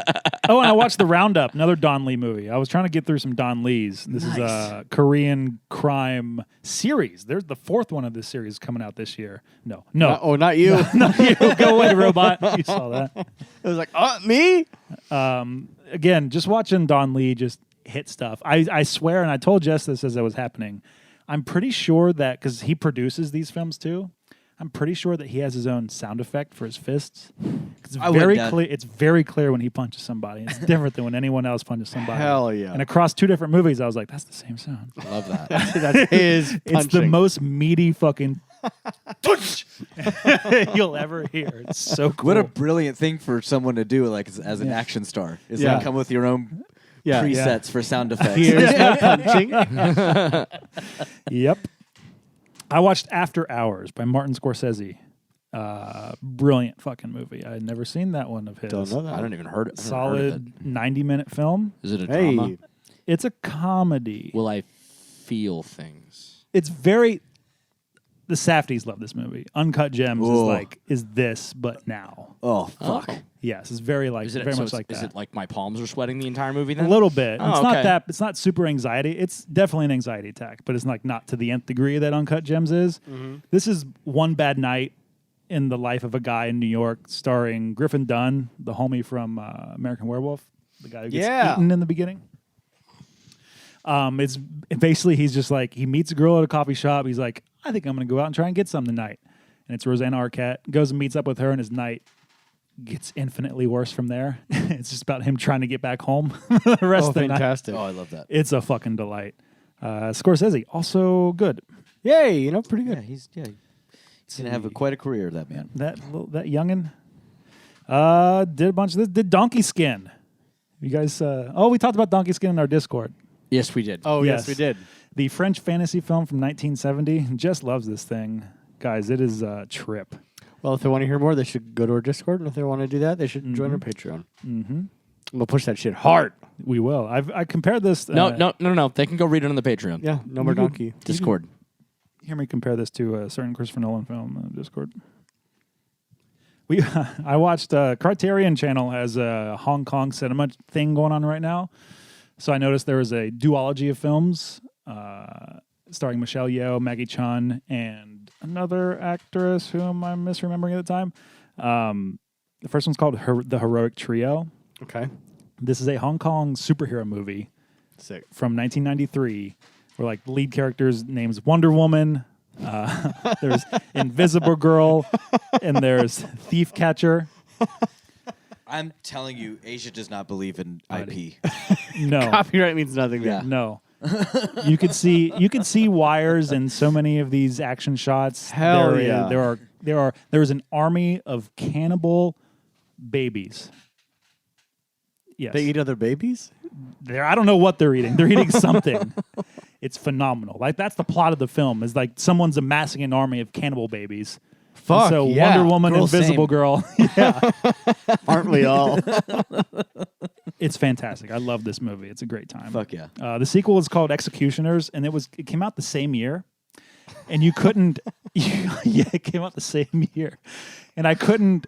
I they still shoot 'em can't back to back? fathom the difference in these two films. They're not the same movie. I mean, it's the same characters playing the same roles, but the second one's like all of a sudden post-apocalypse. There's no water, and so the bad guy has collected all of the good water. So it's like Threads, is what this movie is. It's like Threads in Waterworld. Yeah, basically. And I'm like, just let Michelle Yeoh fight things, and we don't really get a lot of it. So Why are I'm you getting like, dark and weird, man? yeah, it was very strange. But Fantastic. it was a great time nonetheless. I watched Lisa Frankenstein. Me and Jess went to the theater. Hey! I liked it. I had a good time. I was supposed to see it on Sunday, and then I didn't get to, but I'm yeah. disappointed me. I'm going to see it this weekend instead. I'm going to see it. I saw that the reviews were Yeah. so, and I thought I can't push my luck. Yeah. I Again, do made have the a right choice. general question Uh-huh. that I don't think this is a spoiler for anybody, but I know that some people might. No one's as sensitive as I am to this. Spoiler conversation. Is it true that do they actually make any nods to Jennifer's body? Because I heard that Diablo Cody said that it's the same world, but she also said that it's like whether or not nods are happening is she's like it's low key if at all. You mean low shoulder? That was a subtle nod. Hey! We're still here. Trying to figure it out. I did not clock any Okay. nods to Jennifer's body. It's not saying they weren't there. What is it? With a low shoulder. I'm trying to figure out what that means. I don't get it. Yeah. I think I wonder if that had to have been on purpose that she created the name of that band to be like weird emo pop punk from 2003. That's the name of the band? The name of the band in Jennifer's Body Is that, Low Shoulder? that Adam Brody. Yes, Adam Brody. It's Low Shoulder? Yeah. How do I not remember that? I don't know. What was that noise? That was another bigger noise. Was that on purpose? I don't know what you're talking about. Talk to your wife. Was that her? Did you hate when I said, "What's that noise?" You're like, "What?" Then went, Well, no, I heard that. I heard that noise, then immediately was like, "What the fuck was that?" Hold on, was that one of you guys or no? Yes, I have my little foot on the pedal. Oh, up there, okay. And I was just playing with it. I didn't know what that was. I was like, "Why does that sound like my piano?" But no one is fessing up to it. Okay, keep going. Ghosts! It's Zelda Williams' first film. I know. Directorial debut. I know. Daughter of Robin Williams. Yeah, I know. Oh, I Wow. didn't realize that. Yeah. Oh, cool. So I'm going to see it. I'd support everything that's happening with it. Yeah. It's a good time. I liked it more than I think most did. But we saved the best for last in that I went to the Vista Theater on Saturday and did a double feature on IB Technicolor prints. Woo! Woo! Hebe Technicolor. The originals of both Death Wish and Straw Dogs. I had seen Oh, neither wow. of these before. Death Wish we covered in this series, a film by Michael Winner, which is The Sentinel. That Yes, we man did. made Death Wish. It is the not in my backyard right-wing conspiracy. All the pores are out there to kill you and steal all your shit. Sick. Good guy with a gun, sexual fantasy. Uh-huh. But it has some merit. Charles Bronson's really good in it. Surprise. I haven't seen a lot of his work, but he brought some pathos to the thing that I wasn't expecting, and I had an okay time with it. Good film. Nice. I might watch the sequels, which I believe probably are the pornographic versions Yeah, of they're that probably thing. That even I worse. Yeah. Then I watched Straw Dogs, and holy shit, this kicked the fuck out of me. Magic. This was more disturbing to me than a Serbian film, It's magic. which I know is a subjective thing. But I think it's because I won't tell you because you should go listen to our thing on the Serbian film. Yep. But I think where this movie succeeds, and I wasn't expecting it to, is just how fucking wrong it all felt when I walked out. Like, and I've seen rape revenge movies. I don't think this is that, but I've seen plenty of rape revenge movies. Well, it's not that like in the sense that it like it's not like it's exploitation, but it's not exploitation like I spit on your grave exploitation. Yes. I think also, not to get into spoilers and talk about it, but like, I don't think this is a revenge movie, straight up. Right. But it plays with these elements in similar ways. And it left me feeling so icky and gross, but like so entertained after. It's one of the best movies I've seen in a very long time. Isn't that a fun feeling? Man. I missed it. I was like, fuck yeah. Going out into the fucking Los Feliz nighttime, just grungy as fuck as Making it is. eye contact with general Did public. you just march straight to No. why? Yield. I couldn't. Five Why'd you stars go to from Rustic? Curtis. I had to go home and shower. 4.5 stars day? from Liam. Yeah. 2.5 from Liam likes- someone else I follow. From Someone Smeeze Ransom. 2.5. Smeeze! He probably doesn't even listen anymore. Smeeze, do you listen? Then I watched tonight's film. Guys, what a time. I'm so sorry. Lucas? Here we go. To start things off, I watched an early Denis Villeneuve movie called Prisoners. Fuck yeah. Oh, dude. Fuck yeah. What Talk about a bad fucking- time. Had you never seen I'd that? never seen what it a before. fucking movie. My jaw was on the floor the whole time. Hell yeah. At the moment, like, I did not know Paul Dano was in it, and I could recognize like his head Yeah. shape. Yeah. And when they're pulled up on the RV, I'm like, if this is Paul Dano, we're all fucked. Everyone is fucked. Yeah. If Oh, yeah. This is Paul Dano. Prisoners is sick. I have seen this. Yeah. It's an incredible Oh fucking my movie. god. That was Denny. Oh, Yeah, gosh. man. I forgot that was Denis. Arguably, Mr. Hugh Jackman's my favorite Hugh Jackman role. Probably, man. I think it's my favorite of his for Yeah. sure. Well, you haven't seen Deadpool 3, have you? Actually, I mean, that or Greatest Showman, toss up. True. Oh, I hate that. Oh, man. I love that fucking movie. And then Black Swan.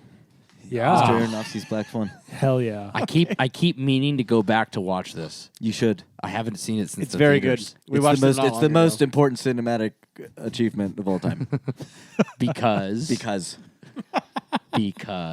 Because of the wonderful things he does.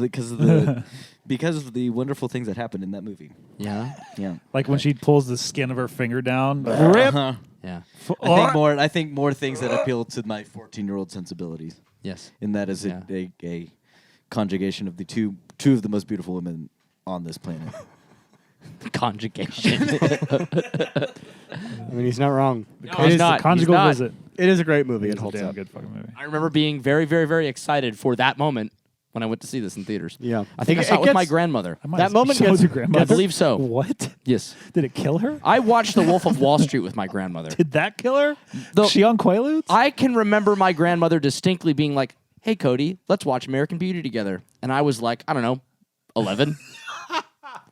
Dude, your grandmother was awesome. My grandma was very awesome and super fun, but my grandma would do this weird thing in movies where like she just I don't know, she's just a wild person, but like for instance, watching American Beauty, she would look at me and she goes, "She has lovely breasts, don't you think?"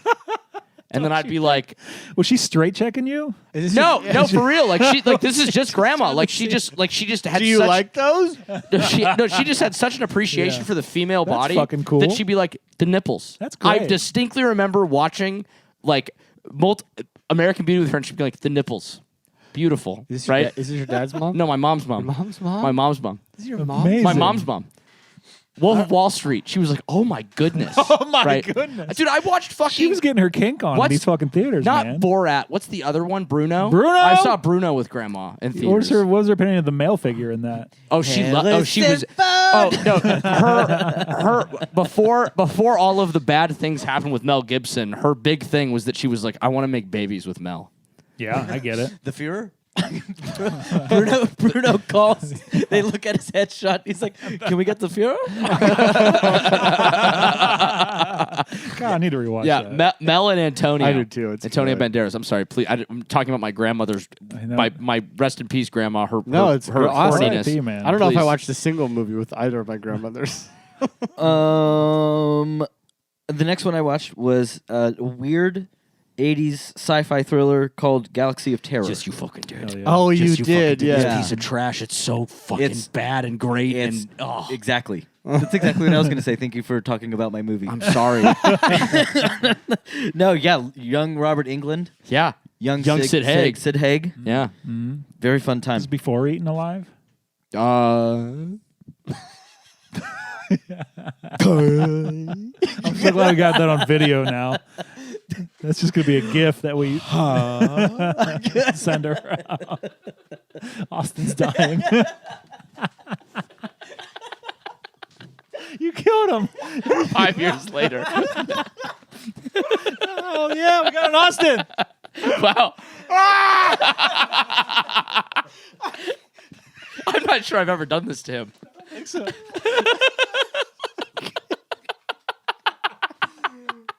I can't believe you genuinely did. It's a real sound. It's a real sound.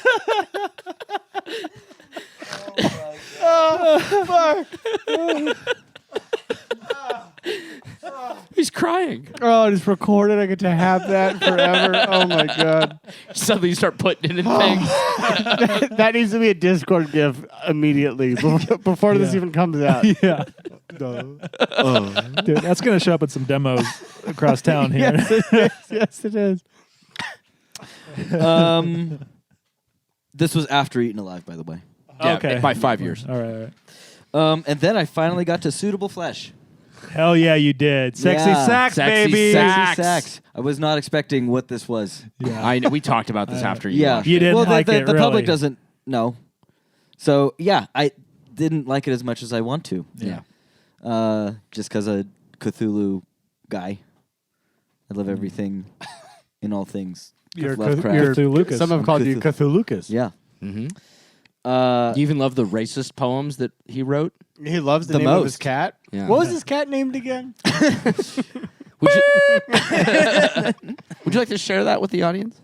the cat's name? Yeah, for those that aren't aware. Sure, they can pay $10 a month and they can have a recording. That's all it costs. Yeah. You heard him. Patreon will tell you the name of H.P. Lovecraft's You cat. can pay. All of you can pay me $10 a month to make me canceled. Only $10. $10 a month from everybody to say canceled. Not bad. But really, if you don't know, Google it. It's insane. Yes, it is. Yeah. I wish I had known. I wish I was able to walk into this with a lens. You wish you'd known that it was Basic Instinct meets Reanimator. Yeah. Yeah, I just don't. Yeah, the whole Hallmark movie picture quality of it was kind of getting to me. Like the straight to DVD-esque nature of it was not doing it for me. You know what I'm saying? Yeah. It looks a little cheap Yeah, it does look a little cheap. sometimes. Yeah. But fuck, dude. And like the only thing you can do to signal that something weird is happening is turn the camera. Like that's all you did. Yeah. yeah. Why are you saying it like this? Like, This is awesome. Great. That's awesome. It was so effective. I mean, I thought it was great. I just had a blast. but- I think the movie's doing exactly what it wants to do. Yes. Yes. And I understand walking into that and not being on the wavelength and just being, and again, whether you like it or not, be damned. But like, I get how you can not be on the movie's wavelength, and that's not a fucking problem. yeah, and in fairness, like you and like we we were in a room full of fucking we maniacs. saw it at Beyond Fest with Joe Lynch and Barbara Crampton. Yeah, we knew what we were getting into. I think Heather Graham actually did end up showing up, but she was. I think they basically like it was the opposite of what happened with Danzig, right? In that she was stealth, yeah, right? She went to the back, watched the movie, exited. She didn't try to fight anybody. Yeah, she put that movie on her back. She's so good in that. movie. She's so good in that. So is Barbara. The husband yeah, man. in that. My God, Yeah, man. give him an fucking- Academy Award. Yeah, he was great. He was so fucking Yeah. I'm trying funny. to think of his name. Almost every moment he's on Jude screen Law? is hilarious. yeah, yeah, loved it. I watched Battle Royale. Yeah, Great movie.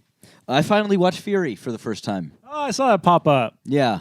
What is Fury? I haven't seen it. The Shia LaBeouf Brad Pitt tank movie. David Ayer. David Ayer, who did Beekeeper. Yeah, that's why it was on the radar. What'd you think? It could have been something so much more. It could have been Hunt for Red October in a tank. But it's too grimy, man. Yeah, Which I don't like. Yeah. I agree with you. Uh-huh. But like it's just too nasty. Yeah. They torture that little boy too much. Yeah, man. They spend too much time in the village. I'm like, I'd make it the submarine movie. Yeah, John Bernthal in that is just it's a fucking rusty nail. Mm-hmm. It's like, I don't want to look at you anymore. And in like not a good way, right? Yeah. Almost. That's how I felt. It was uncomfortable Yeah. the whole time, for sure.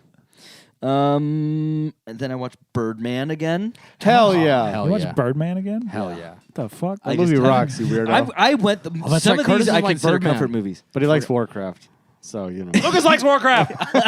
And Birdman. And Wow. Birdman. Perfect movie. It is. It I absolutely forgot is. how weird it is with the supernatural, like the So weird weird. stuff. It's so weird. I love it. It's been so long that I honestly don't even remember the movie. I forgot Zach Well, he- Galifianakis is fucking acting his ass off, and I don't know why he never got hired again to do roles like this. He's True. great. He is great. I watched Star Wars Episode 1: The Now, Phantom Menace. to be clear, to be clear, you watched the whole movie. Birdman? From Birdman no, to Star the Wars, Star Wars, the Episode Phantom Menace. 1? Huh? You watched the whole movie. Yes. You didn't just watch the Phantom edit of all three of the prequel movies. Why No. would you do that? Why would I do that? Huh? Why would you do that? I'm not gonna watch some fan. To have a I better watched. life. I always. The Phantom edit is the way I watch the first three movies Can't do it. because I don't have respect for most of those three movies. They're not good. They're due for a revisit for me because I have the unearthly opinion Hot take. that two of those films are better than two of the recent ones. That One of the recent ones, 100%. That's the goddamn. I don't worst think you're. It is absolutely the worst. I think one. that's a solid argument. I think my issue with the original other- three is that there's so much shit that's happening that isn't relevant at all. Right, and I kind of like it now in my head, not having seen it in a hot minute. I like it now for just choosing to be weird. Okay, You know, that's like, fair. do I Which want one? to see I don't think they chose to be weird. senatorial I just think tariff politics?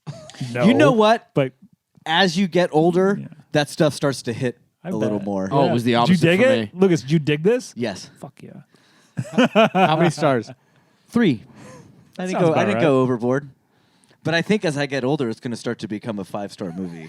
Probably. This was the first digital movie ever. You know that, right? No, This really? is the first digital movie that was ever made. Really? Yeah. Yeah.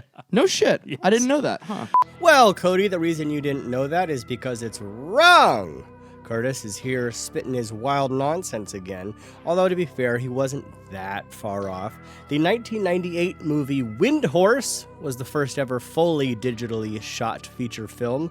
Portions of Star Wars Episode 1, The Phantom Menace, were shot digitally, making it the first studio feature to use the format, and it was the first movie to be shown on digital projectors, debuting in 4 digital screens in 1999. The sequel prequel, Star Wars Episode 2, Attack of the Clones, became the first fully digitally shot feature film when it began production in 2000. This and 28 Days Later? That was a little bit later. That was a little bit later? Okay. Not much later, but a little bit later. Okay. And that was like DV. Well, That was TV. It looked like shit. The Star Wars is 99, right? Yeah. And 28 Days Later is like 2002. 2 or 3. Yeah. I watched The Irishman. Yeah, I love that. The most scattershot group of God. movies I've ever heard in my life. Yeah. What'd you think? This movie is for boomers. Have you seen it before? Yes. Okay. When it came out, and I saw that in 2 sittings. I saw this one in one go. Hell yeah. And Hot damn. it's a long. cool, like, old guy hangout. Yeah. Like, if you ever feel like hanging out with old guys, watch The Irishman. Don't- And then you don't have to actually hang out with old guys. Yeah, I have never actually heard a single person be like, "You should go watch this movie right now." Correct. Yeah. I do not feel that. We way. don't hang out with those people. I've yeah. You should watch this film. This is I like it. This is Scorsese's Once Upon a Time in Hollywood.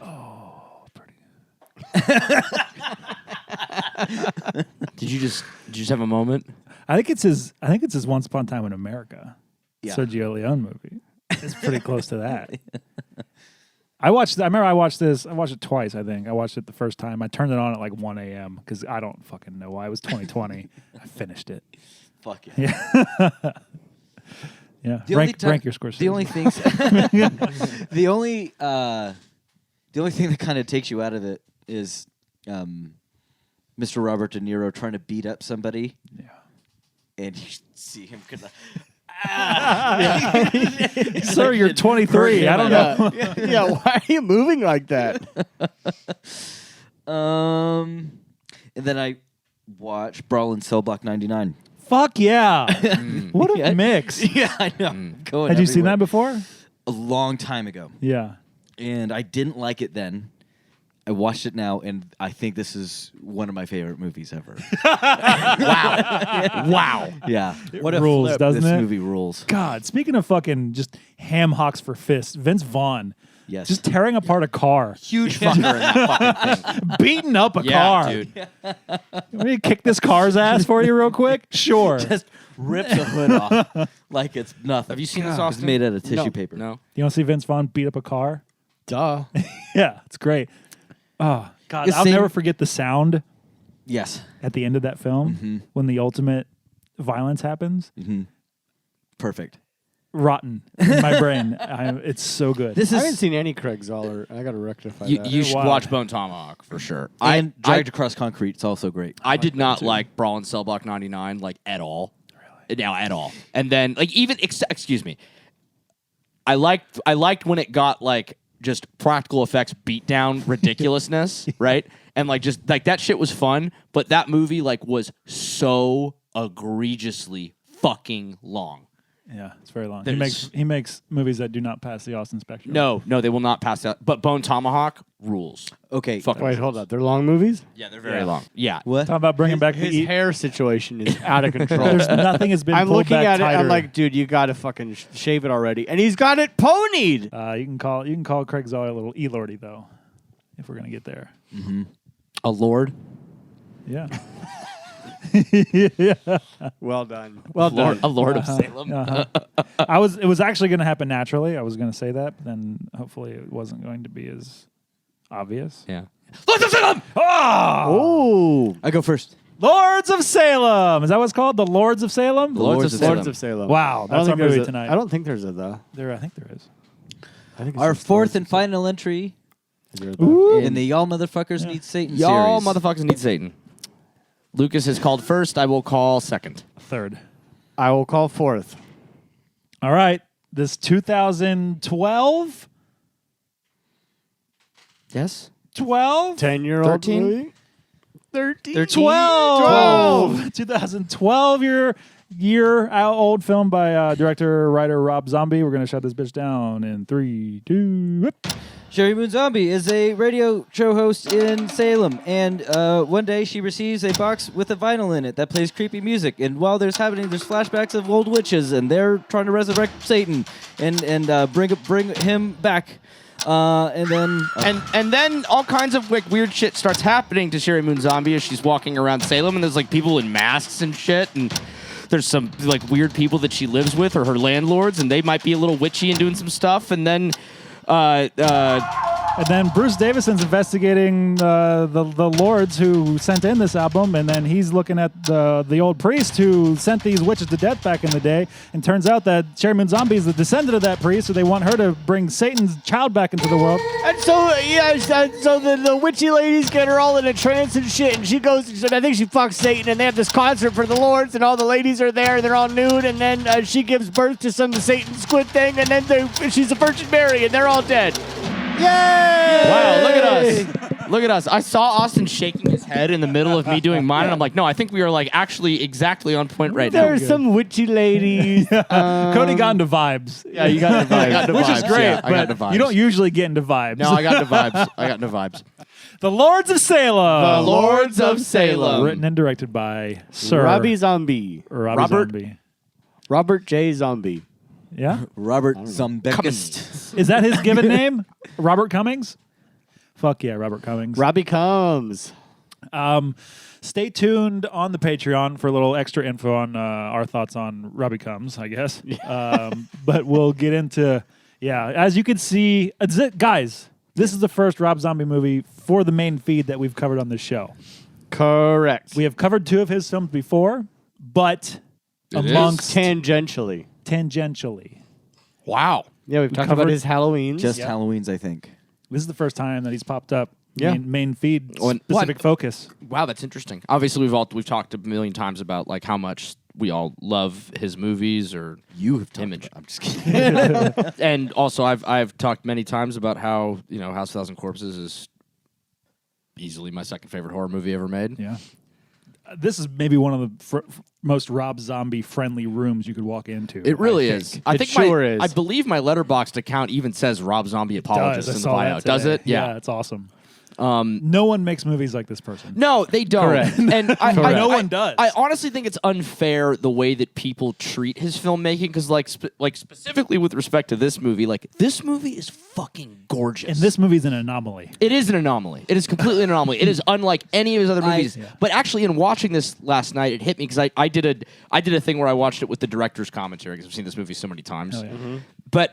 And I thought it was interesting because as he was talking about it, as I was watching the movie, and as he was talking about how he was making the movie, it occurred to me that was like, none of his movies are like this movie at all. Mm-hmm.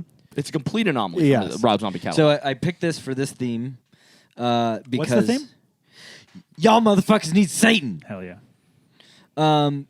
Because first of all, this is the last Rob Zombie movie for me that I have not seen. Wait, you hadn't seen I this? have never seen this before. Oh, this was the first time you saw it? Yes. Oh, fuck, dude. Oh, wow. I thought you picked it because you... I worded that. Did I word that clear enough? No, For a second, I thought it was the last one you counted as a Rob Zombie film. Right. Like you're Yeah. making your own canon. Oh, no. Yeah, I thought you... I couldn't just tell if it was that or you'd gone smooth brain for like a second. I did. Just like... you had like a normal I worded human that. brain and then suddenly it was just... Beep. I worded that as convoluted as I could. It's okay. You worded it like I do word things sometimes. Even that came out And I fucking think- weird. And just from what I knew about the movie, I was like, of the movies that we had seen so far, I just wanted something that was a little kind of more on the nose Satan. Yeah. You know? And modern. And, and a modern pick. We had been we'd spent a lot we of were time walling in the around in 70s. the 70s. Yeah. And then this movie is certainly those things. So having this be my last Rob Zombie movie and knowing what that man is capable of, this is so much restraint that he is practicing in this movie, and it makes for this fucking gorgeous masterpiece. I actually have some interesting comments on the use of the word restraint there. Hell yeah. That we can get into now or later. But Let's say get into it now. Let's do it. Well, so short version, kind of like the TLDR of this. This man's vision for this movie was a lot different than the movie that we I can got. imagine that he had no money to make this film. Very little money from what it sounds like. The shooting schedule was very tight from what it sounds like. The amount of times that it seemed like they were like, he was talking about like, yeah, we ran out of time to do this other really cool thing that I thought of, and this is what it was, but it's not here. Endless. Really? They spent, for instance, just to, and focusing on weird things that like made them waste time, it seems like. For instance, when they put the vinyl on in Heidi's apartment and the needle drags across the vinyl, it is a scene that lasts, or a moment that lasts less than a second, right? It's a shot. Yeah. They spent a measurable amount of time trying to figure out how to make that happen. And I love that they probably did that on location with the full set, with the full crew. Oh. And that's an insert shot. Calling their friends of like, do you know how to? Or they like their vinyl expert friends. They have like, Wayne Toth tying on fucking monofilament trying to drag it and make it work. No one can make it work. Then finally someone's like, just take the needle out. So good. It'll just drag across it. That right? is one moment I texted you last night and was like, oddly enough, as I saw that this time, I was like, I bet that took longer than it looks like. 'Cause that's a good little bit. It's great. It works. It's when the needle skips. It's so clever, but like the amount of focus that he would put on like it seemed like on little things like that would take away from other shooting times. So I read the novelization of this when it came out. Unfortunately, I don't have it anymore. I think someone Who wrote that? I don't remember, but I think it was with a copy of like the original script or something. Yeah. I remember reading the book and then watching the movie. And the book fleshes out so much more of what he wanted to do.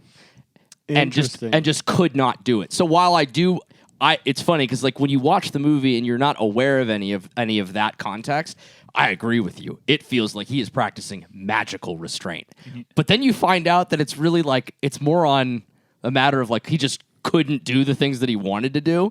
I almost have even more respect for it now because he figured out how to make it work. Yeah. That's probably what, and I think you could probably say this about a lot of his movies, which I love almost all of them. What like a good producer will do, and I'm just assuming the producer did a good job on this, is just like, where do you spend your time and how, and how do we get across the most essential part of what you need to do to make it work?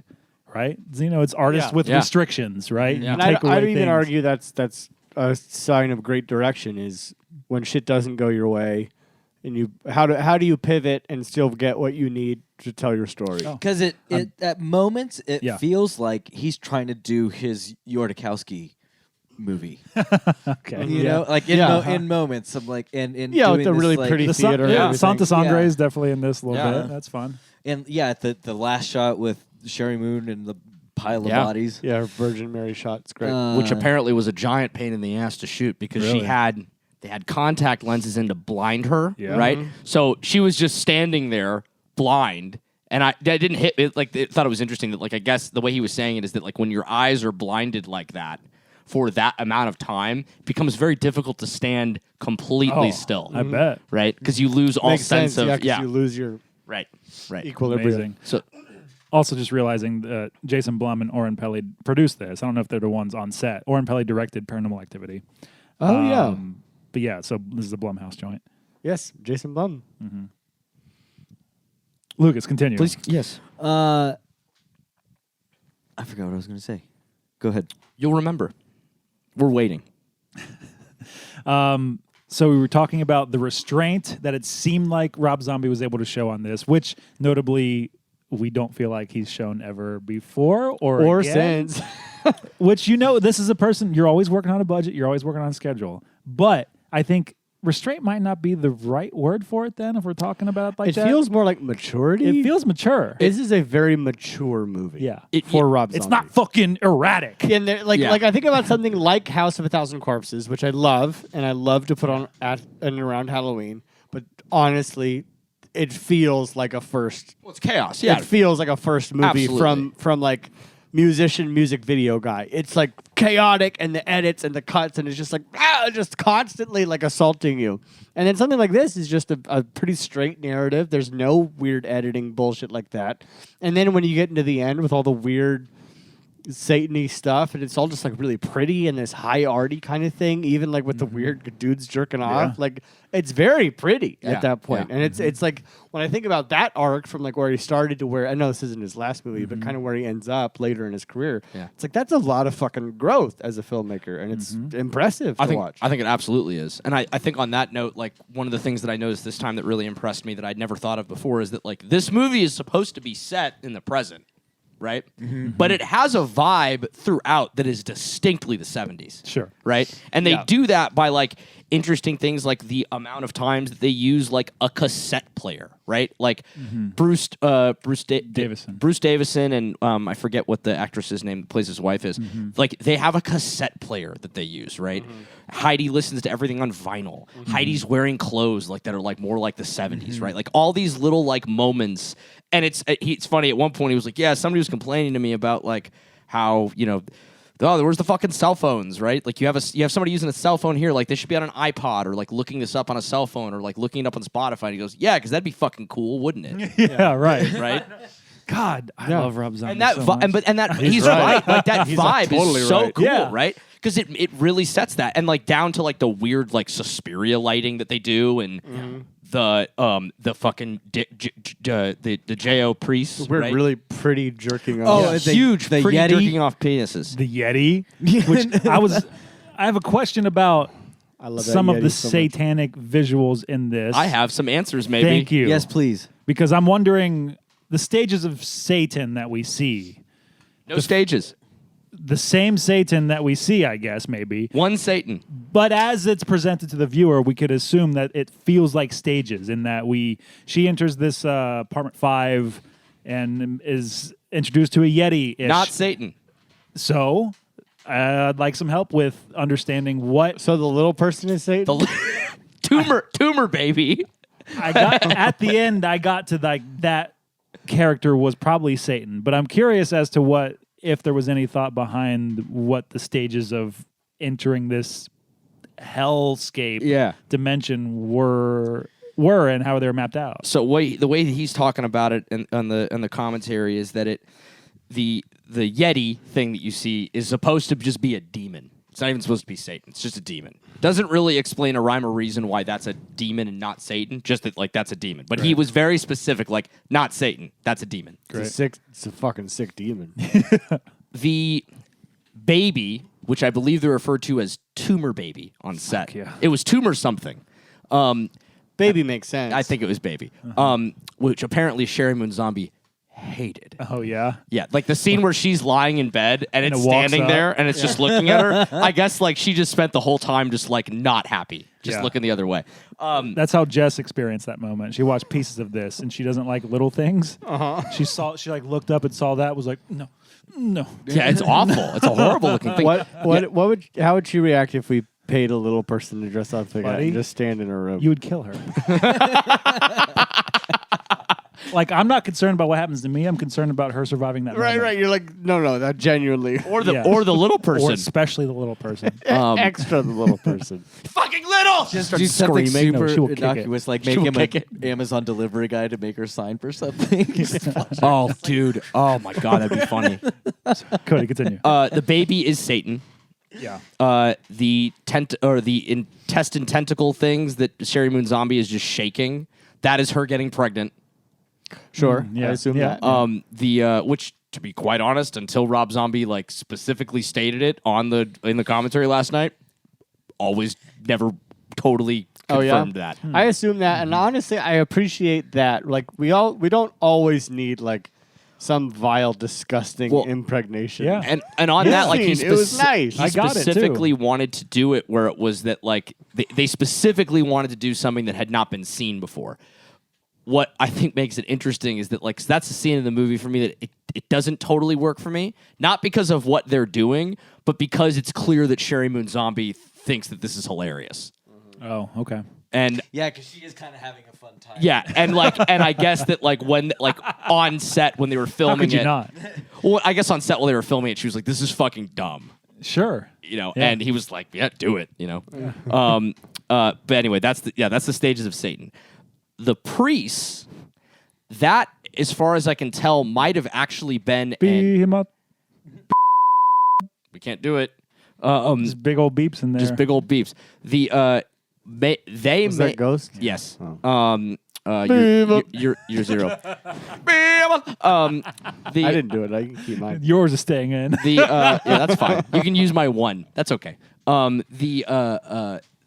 I think might have been an afterthought to fill stuff, because it seemed like as he was filming the movie, things would change, and then he'd be like, okay, well now this other thing that I did doesn't make sense, so we have to cut it out, and we have to insert this other thing. So like the first time that you see the priest in the room, that was I think that was a pickup afterwards, and John 5 is one of those priests. Oh, is he? Yeah. Nice. Who's John 5? He's the guitar player for Rob Zombie. Used to be the guitar player for Marilyn You know Manson. Alpha 5?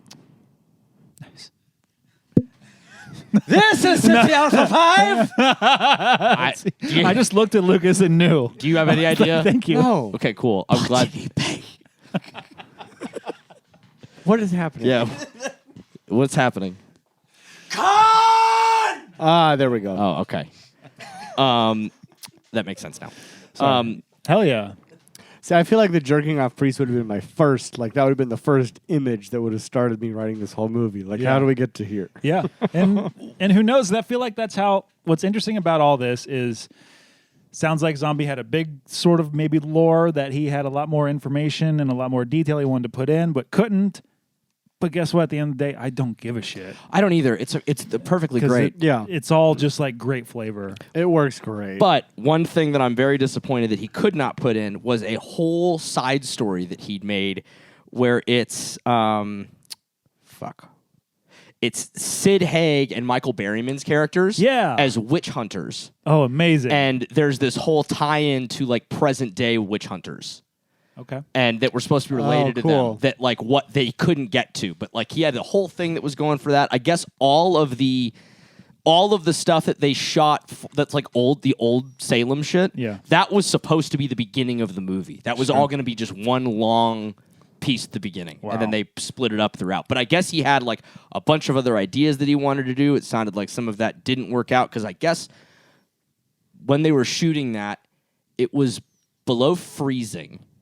Oh, really? And so it's like just these people are just naked and not having a good time and just miserable. Did they shoot that part in Salem? They shot almost all of this movie in California.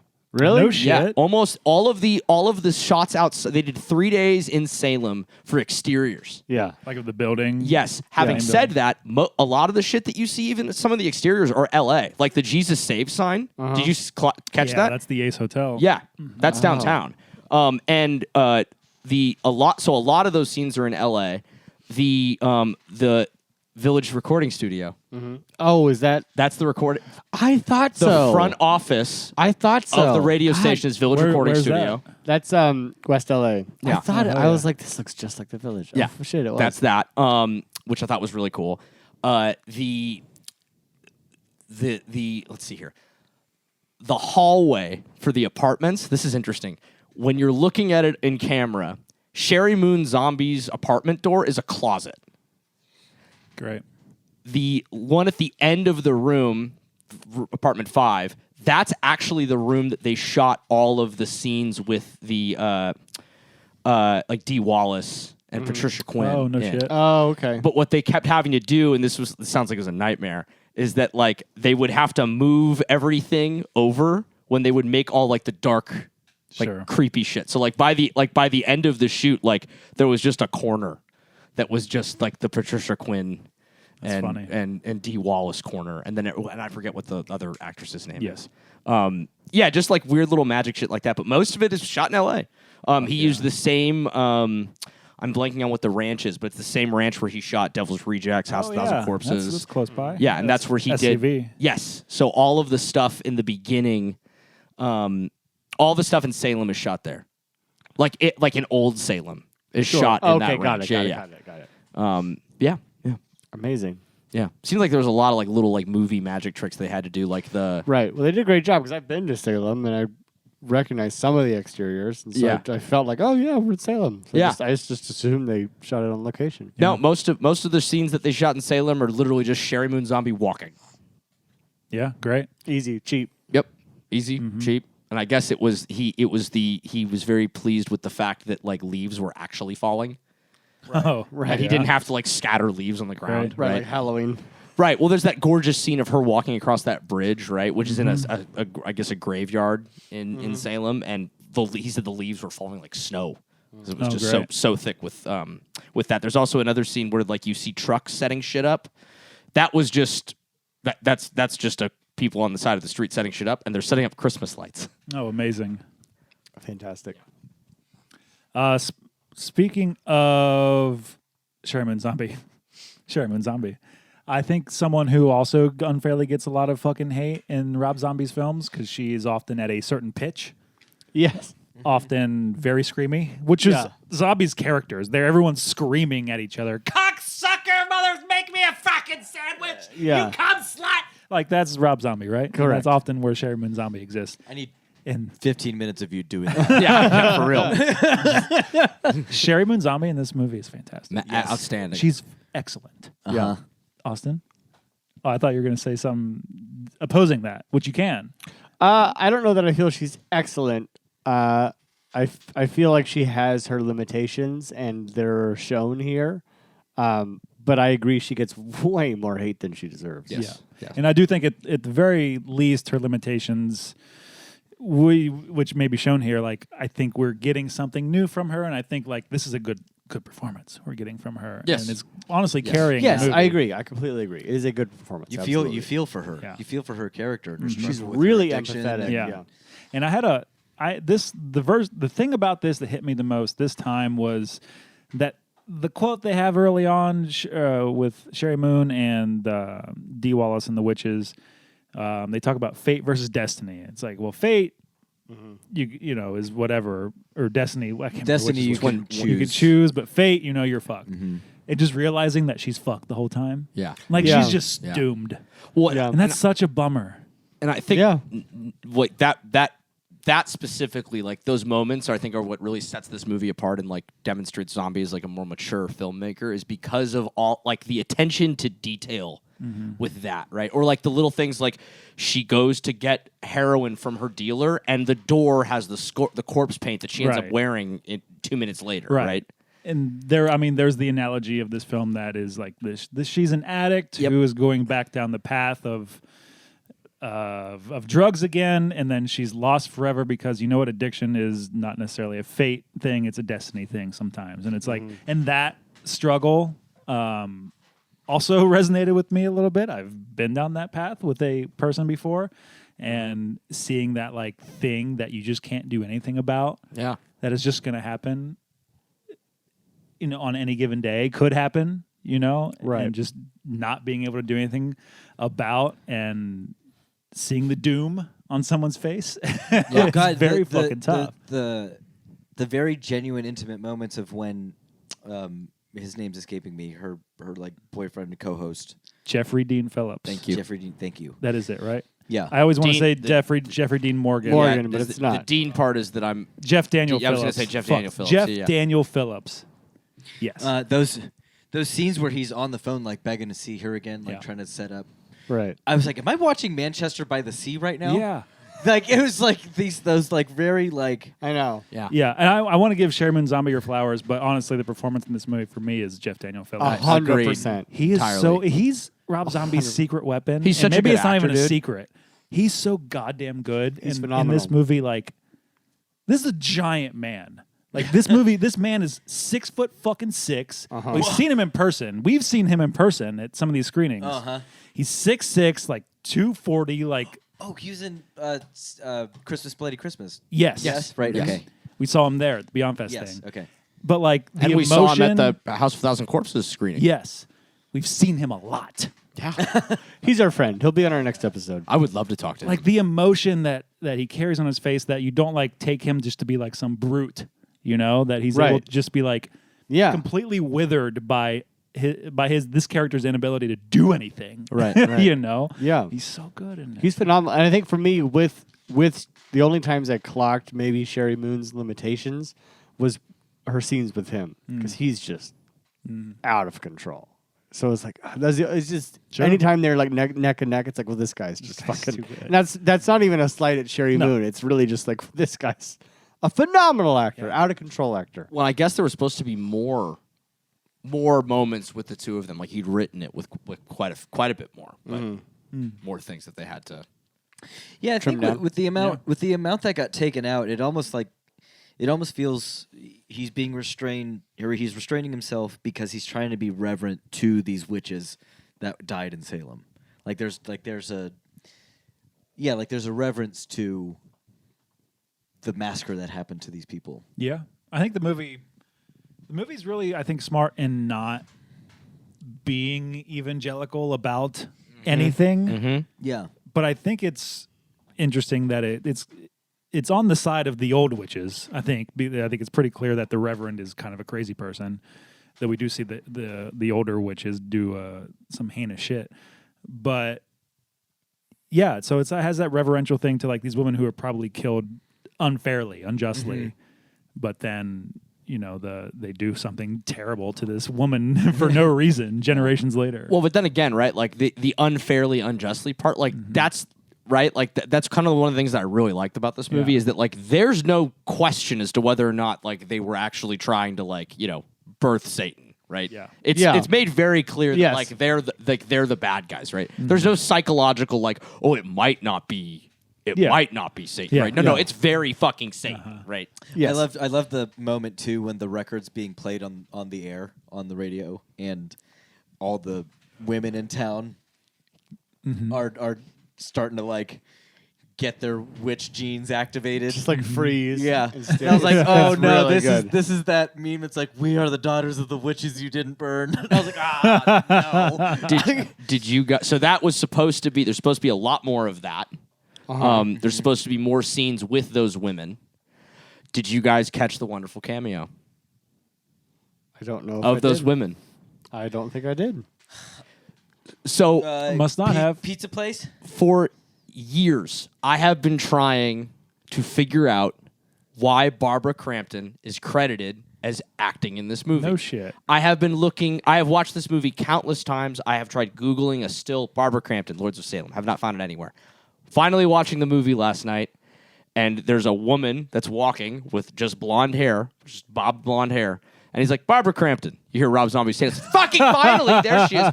She does turn around for a second, but it's not long.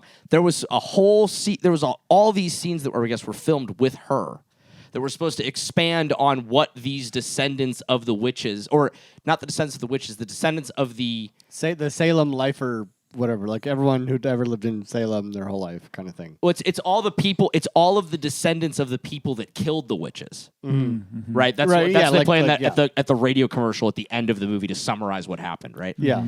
But They there- call them the like Salem lifer. oh, is that what it was? Society. Oh, okay. Yeah, it was supposed to be like there's supposed to be a lot more to demonstrate all of those things. I don't know. Like the more that he was talking about these moments that like aren't there, the more you kind of I crave like I want to see what that looks like. So though, fun. right? Did they shoot some of a lot of this Yeah, stuff? dude. That's so funny. And then he That's like so interesting. what it seems to me, like from what I'm gathering and like from what I've heard from other people and from what I've heard from like these interviews and hearing him talk is that like he's so hands-on with everything only and like imagine. the editing process. Like it sounds like, quite frankly, like I always was under the impression that he just edits everything himself. It seems like he does have an editor, but like part of me kind of wonders how much that editor is actually creatively making any decisions, or if it's Rob Zombie just being like that. Now that he's got to be making some good and tough decisions because, all right, so he's had the same editor on all of his movies. Glenn Garland. So he's got a relationship with this person. Not all of his movies, but 9 of them. That's significant. It is. He's got a good relationship with this person, one that works, and I'm sure they've created some sort of nice shorthand for not killing each other.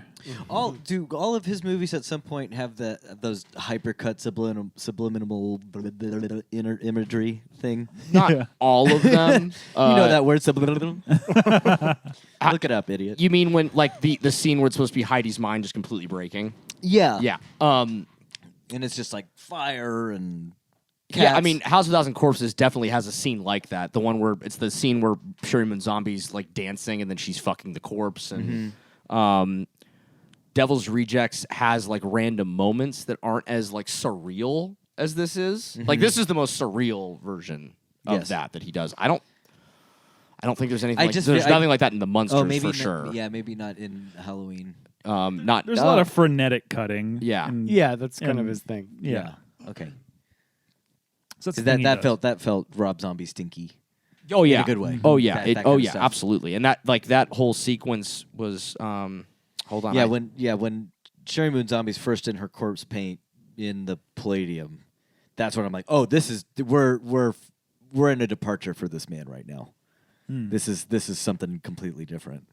Oh yeah, those beautiful theater shots and like the lighting and everything. Yes, that's like this is a very different Rob Zombie. Yeah, that moment when she walks into that room that time and it's the fucking palace. That's some good shit, buddy. Yeah, man. Buddy. That's all I got. So this is my favorite note from this. So 0 digital effects in this movie. Period. off. But dead serious. They rebuilt that hallway for that. No, so that's an old theater in L.A. Okay. And what they did is they repainted the doorway Hell yeah. to be the same painting, like the same pattern as that hall, so that they could just seamlessly cut Great. to that. Perfect. Not a Brilliant. single VFX thing to add in. 0 digital effects is what That's fucking Zombie said. Not a crazy. fucking moment of it in the whole movie. Well, they probably don't have the money for it, but I mean, Hell still. But for specifically with that scene, because that scene to That's me the is one. It's That's so the one. good, right? Yeah. It's beautiful. Yeah. And I've always wondered how they did it. Like I just kind of assumed that it was a visual effect, right? Like that they just green screened the doorway or something, right? Yeah. Nope. Great. They just fuck it. We'll just repaint That's the. the We'll just best repaint the thing fucking ever. You doorway. can kind of feel too like one of the first images of the tumor baby, and it's just blinding white lights coming through the windows in the back. That felt like I was like, oh, those are real lights. Yeah. They're doing that. They're using Great. harmful real lights. Yeah, the way, like, and to that point, like the last scene where it's the Virgin Mary shit, right? Yeah. And it's the Velvet Underground playing, and they have like the weird flashing lights. They just shot like they had the song playing, so they just shot it On to set? the song. Yeah. Oh, so nice. all the lights moving like that is just like choreographed based on like, oh yeah, here's just wave it in time with the music. That's so cool. I love that. It's so great. So much of this movie is like that too. Like the amount of scenes that were shot in the prop house is nuts. There's just this huge prop house. They would just use different rooms. The room where Bruce Davidson's colleague that he goes to meet with. Yep. That's a room in the prop house where they kept all their books. But this is like Perfect. one of my favorite little like movie magic things that he did is there's only one wall in that room that has books on it. Yeah. So they just shot it where they just turned the desk Yeah. around back and forth and kept Right. shooting. So it's the same background both times, depending so on the good. version. Yeah, I love that shit, dude. It was so cool. So fucking cool. Movie prop house. Sneaky good location. Yeah. Yeah, I think he says like I think like 7 or 8 of the rooms were used for various purposes in this movie. So fucking good. Another fun fact: the goat's name was Noodles. Oh, noodles. Noodles the goat. Noodles the goat. Apparently, the dog was a nightmare. Oh, To really? deal The with. golden retriever? Yeah, it was just the Really? worst. It was just such a pain in the ass to deal with the dog because like he quite frankly when he was describing it to me it sounded like I think you just had like a shitty trainer. Yeah. But like I guess like they would waste so much time trying to get the dog to do like specific like he said for instance in the beginning of the movie where Sherry Moon Zombie is just walking down the hallway, right? And in her apartment and the dog follows her. He said that was hours of them trying to get that. So like quite frankly, as he was talking about this, like the amount of time that you spend on weird shit's kind of weird. Oh, yeah. Like when she comes home that one time and the witch is standing in her kitchen when she's going to feed. She's so like, good. she's going to go So back good. downstairs to join them, and the dog's just eating. That I can imagine the dog won't stop bothering So the thing in the corner. He's like, yeah, that was. Well, I guess with that one, that was actually the easiest one. He said. That's hilarious. He said you'd be surprised to know. He's like, but that's just because we gave the dog food, and the dog loved the food. Yeah, They yeah. just ignored the green woman standing in the corner. Yeah. Yes. God, that's the best shit. That's the simplest shit of the woman just in the room. Mm-hmm. It's Turn the great. light It's on. so simple and it just works. Yeah. Like every time they use it with the music staying to see a thing. Yeah, it's great. It works. Do you think the witch was disappointed that she didn't upset Sherry Moon in that thing? Like in the movie, like in the story. Like, wouldn't you be just like, I was standing here the whole time to try to scare you, and then you just fucking ignored I get me. nothing. I got nothing. Yeah. Well, I think the way that at least the way that I've interpreted it, and Because I do that to you all the time, and you walk by. I've never noticed. You see? Yeah. So See? And he's disappointed. I think the concept is supposed to be that like it's like slowly Margaret Morgan's like permeating her world, right?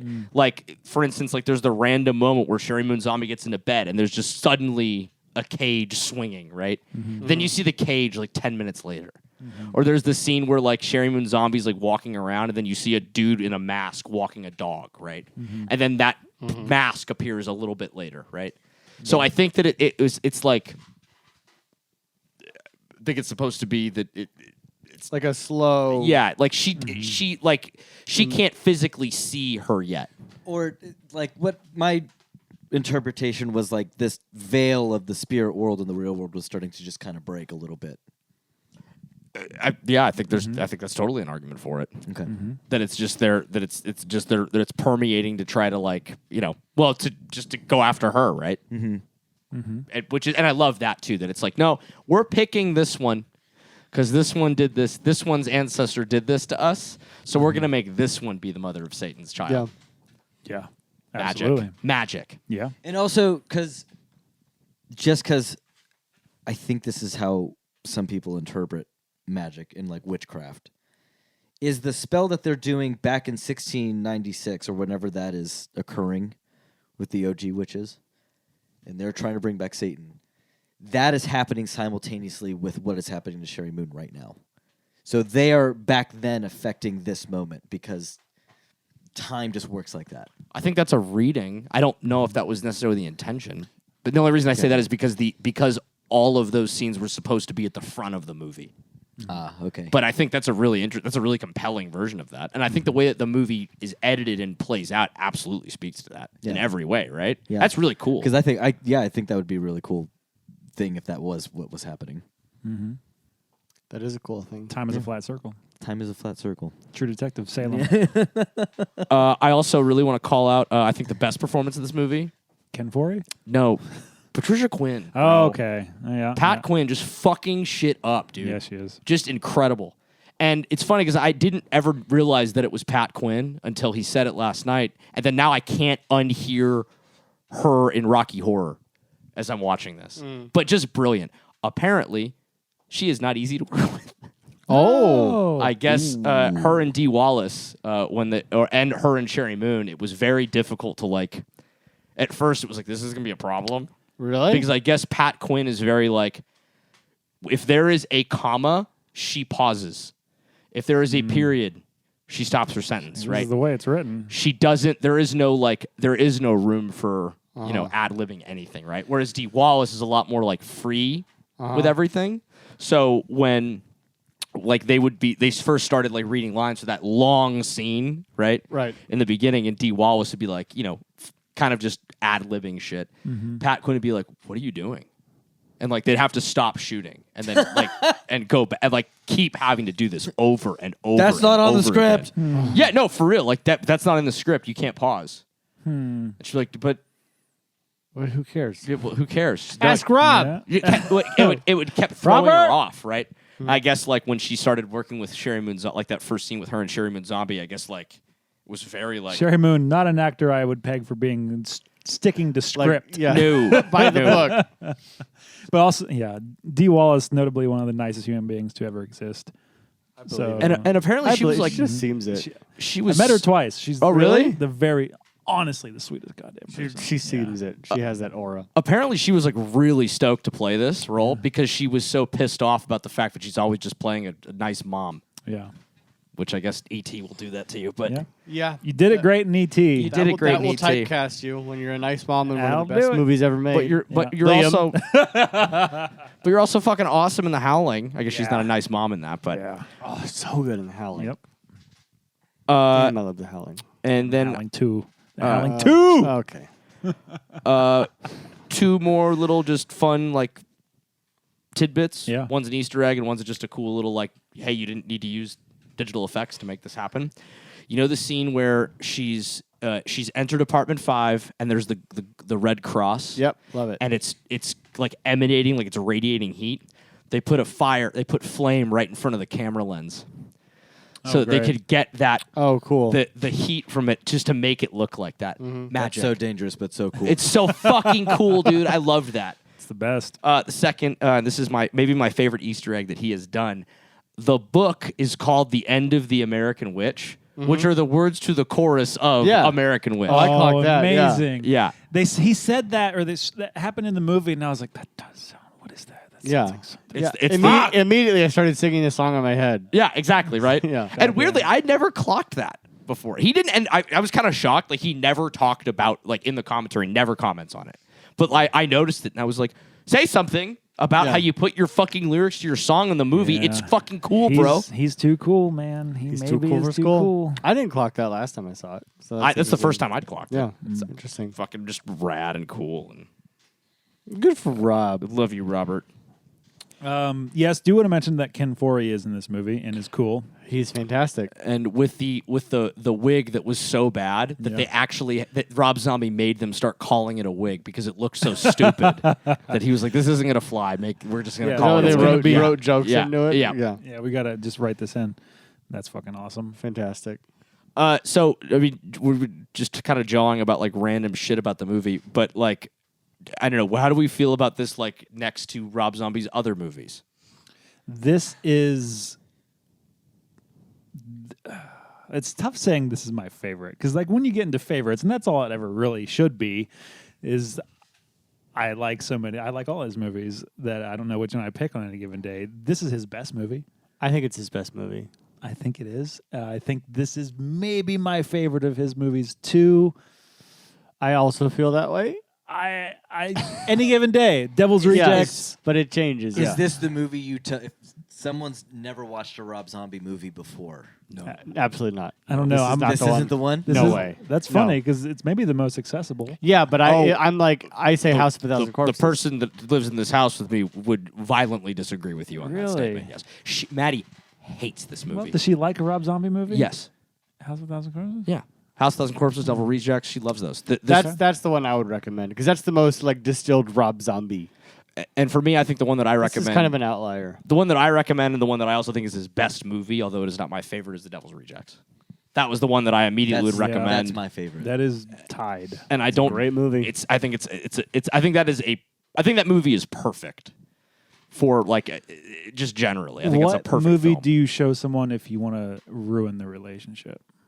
Probably 31. 31. Yeah. 31. 31's a for sure. fucking car crash. It is a car crash, but fuck, dude, it is so fun. I like love that. I just love I that. still so haven't much. seen it. That is a fucking order a pizza, get a case of beer, sit down, turn this motherfucker on, It's kind and of Hills make Have start- Eyes. and make sure you don't start till 1 a.m. It's so good. E.G. Daly's in it. Really? Yes. Yes. It's insane. It's completely insane. Well, she's Yeah. in House of a Thousand Corpses. Yeah. Who was she in House of a Thousand Corpses? She's like the mother hen. Yeah. Mm-hmm. Oh, wow. Yeah, isn't she like Sherry Moon's mom? No. No, that's She's like a motherly hen energy. That one's not E.G. Daly in House of Thousand Corpses. and I feel silly for not remembering the name. Karen Black is the mom. Yeah. E.G. Haley is not in. E.G. Daily. Excuse me. E.G. Daly is not in. House? No. Really? No. I don't believe you. Oh, okay. Maybe you're thinking of. No. Not in that either. Now I'm curious. What is she in? Are she actually in 31? Is she an actor? It also appears that she is not in 31. What? What am I thinking of? I don't know. I see her in a Rob Zombie movie. Yeah, she is. I think House of a Thousand Here we Corpses. are. Get on your phone, listeners. So she is definitely in 31. She's sex head in 31. Okay. Yeah, Sex Head. That's the movie you show to people you want to get out of your Oh, and life. she's in The Devil's Rejects as Candy. There you go. That's it. That's what it is. there yeah. you go. Wow. Got there, boys. Yeah, I'm sitting there being like, no, she's definitely in one of these fucking movies. Yeah. Okay. Listener, also Tommy Pickles, if you don't know who we're talking about. Oh my fucking god! Did you just Wait, hold on. What? You didn't know this? That's like of course you thought she was just the Rob Zombie person. Yeah, No. no, I know. I literally know of her as that person. That's Tommy Pickles. no, yeah, Yes. she's a voice Fuck actor. you. Yes. Fuck you. She's she's a much bigger voice actor. I than know her on name camera. from the credits of Rugrats. Yeah. Yeah. I wasn't Tommy allowed to watch Pickles. Rugrats for many What? years. That's very true. I remember that he said that. Yeah, He my wasn't- mom was disgusted by the name. Yeah. She thought Rugrats was a vile No, thing to call Rugrats. Now children. back to your room with Now your Draculas and Now go hang out with Frankensteins. your grandmother. These nipples were so Look at these nips. Watch your vampire erotica like a good little boy. Rugrats not in my house. so funny. Oh, dude, she's in all kinds. She's the voice to all yeah, kinds of shit. she's a Powerpuff bigger voice Girls. actor than She's a huge voice actor. Huge. One of the biggest. Nope, Yeah, just know she's her like a as Queen of Nickelodeon, kind of. yeah. wild. Yeah. Yeah, her and Tara Strong are like the voice actor ladies. Wild. Anyway, Cody learned that about E.G. the Daly's more you fucking real know, I credits. guess. Impressive. What did you just say? TBH. About her real credits. She's Rugrat- taking away the legitimacy of being in a Rob Zombie film. Not at all, but I guarantee she's made a lot more money off of Rugrats than Oh, Rob Zombie. I don't know why you would ever say. I would argue she's not made a dime off of the Rob Zombie movie. Probably not. I want to know what kind of freak she is to be doing all of this children's content and then go to Rob Zombie like, yeah, I'll be sex head. and the hooker in Candy Yeah. in Devil's Rejects. Yeah, That's She's also Pee-wee's Big Adventure. Yes, she is in Beavis Big Adventure. That's right. yeah, she's a little freak. these VO people are fucking freaks. Yeah. Oh no. Is it time to rate this bitch? I think it's time to rate this bitch. I think it is time to read this bitch. I give this film.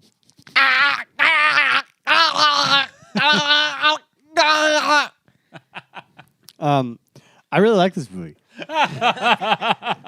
You literally took. Never mind. Yes. That's why I go early.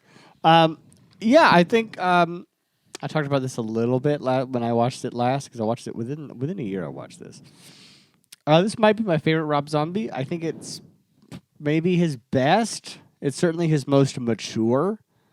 I was shocked the first time I saw it how much I liked it. Because you just watched this past Halloween, right? For the Correct. First time? Yeah. So yeah, within 6 months probably. It's fantastic. It's weird because it's sort of an outlier of the Rob Zombie thing. It's not the one that I would recommend first, and it's sort of this black sheep of the Rob Zombie verse. Yeah. I've done that twice tonight. I don't know why. I'm so sorry. But I love this damn movie, and you should too. I'll give the Lords of Salem an Ira and the Douche. I'm watching Parks and Rec right now. Yeah. Can we talk about how absurdly on those fucking radio cues were? Like every time I see that scene, I'm like, guys, no one can respond this quickly to what's happening. It's like these people are talking. It's like, I know. Which made me think of the Parks and Rec. Ira and the Douche, because. You have a certain vibe when you're a Rob Zombie film. You have a certain thing that you're expecting when you go in, but surprisingly, it's much more heartwarming and entertaining than you could ever imagine. This is, again, tied for my favorite Rob Zombie flick. It's a masterpiece, 5 stars. I give this movie 1 trip to the moon. Because you're about to have a surreal fucking time. Yeah. that's good. That plays a heavy part in Lisa Frankenstein. Trip to the The moon? Millier's Trip to the Moon. Really? Really? And then I watched this that same night. Was like, what the fuck is Yeah. yeah. Yeah, because I love that like I always clock that like you have that as our wallpaper, but he specifically said in the commentaries like, so I did that because I wanted to make it clear to anybody that would know what that is that you were about to watch a very fucking surreal, weird ass thing. Yep. I love this movie. I'm also a Rob Zombie apologist, so No apologies in this room. no apologies in the movie. I don't think this is his best movie. I think it's his most mature, but I do think it suffers from some things. Fools? Pardon? Fools? Fools. Think it suffers fools?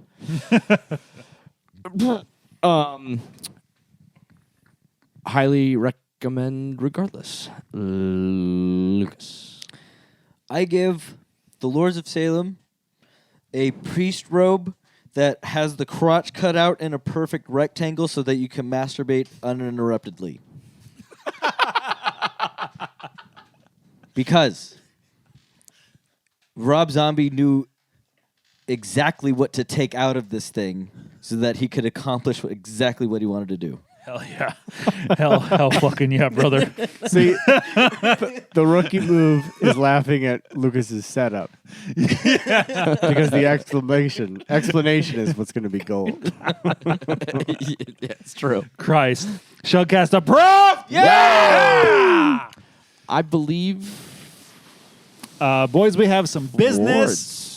We have some awards to give We have out. some awards to give out. That is the finale of Cody. What was this theme called? Y'all motherfuckers need Satan! Why did you pick that theme? Because y'all motherfuckers need Satan! Hell yeah! We picked 4 films, each independently of each other, to discuss Satan, and we're going to give out some awards. So how should we do this?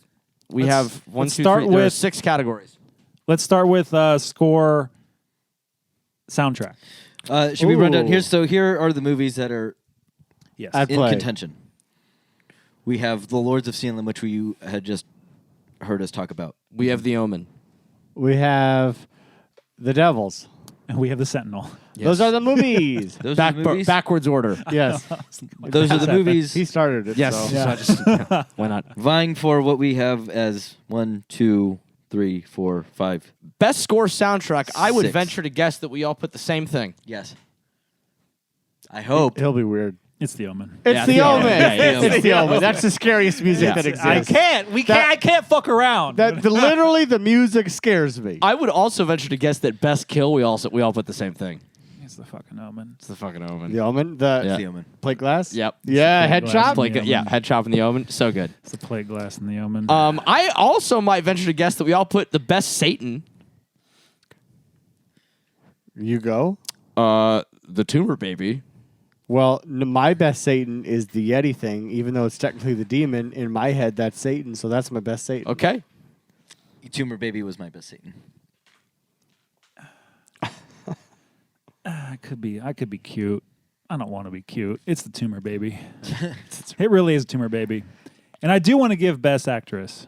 Personally, if y'all don't, I want to give. I want to. If we're gonna separate these? I'm going to separate Yeah. and give it best actress. I'm going to give best actress to Christina Rains in The Sentinel. Christina Rains. I think she holds that movie together when it could have fallen apart at any given moment. I'm Interesting. actually endlessly impressed with what she was able to do, and then how much the movie I feel like fell off after she wasn't the focus when she wasn't the focus anymore. So Christina Rains, I think, really stuck out in my mind. It was really tough. Sherry Moon, right up there for Sherry with Moon me. Sherry Moon is my best actress. Vanessa Redgrave. Yeah. Is that Humpy?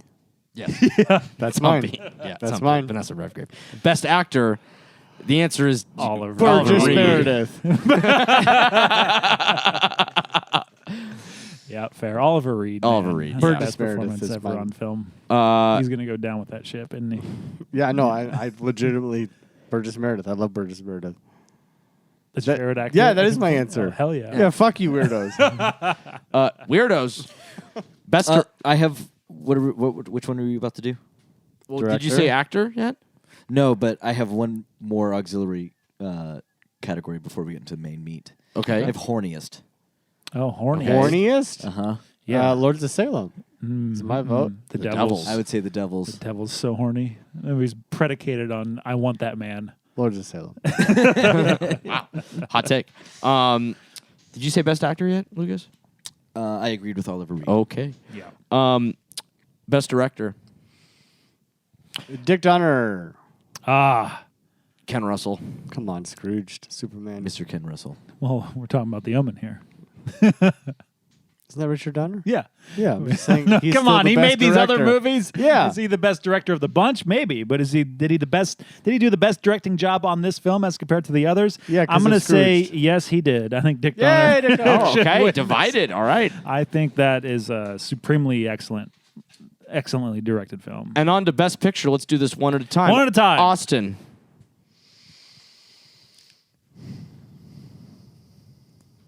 The Devils. Wow. Wow. Wow. I know what I said. All right. Cody. Me. The Devils. Curtis, me, the Devils. Lucas, Tetsuo. also me.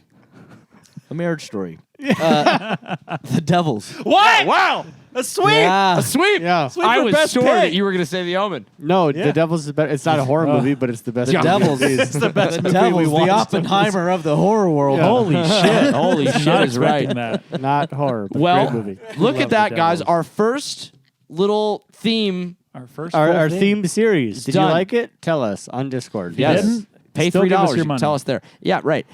And now I Next order of believe business. we have the next order of business, which to pick is to pick the next theme and the next movie, and that torch will pass from me to Curtis Watt. I am Curtis. I will pick our next theme. That theme, after honestly, too much deliberation. I can only imagine. I thought so long. Ask Jess how long I had to think. I was like, what's my theme going to be? I want to do. I wanted to pick a theme based around a movie that I hadn't seen. That was my goal going in. A movie. I want to find a movie I hadn't seen, pick a theme around that, and then decide hopefully that movie could uphold a bigger theme, and I think it does. So my theme is Beta Theta Die. College horror movies. Okay. My first film of Beta Theta Die is Pieces.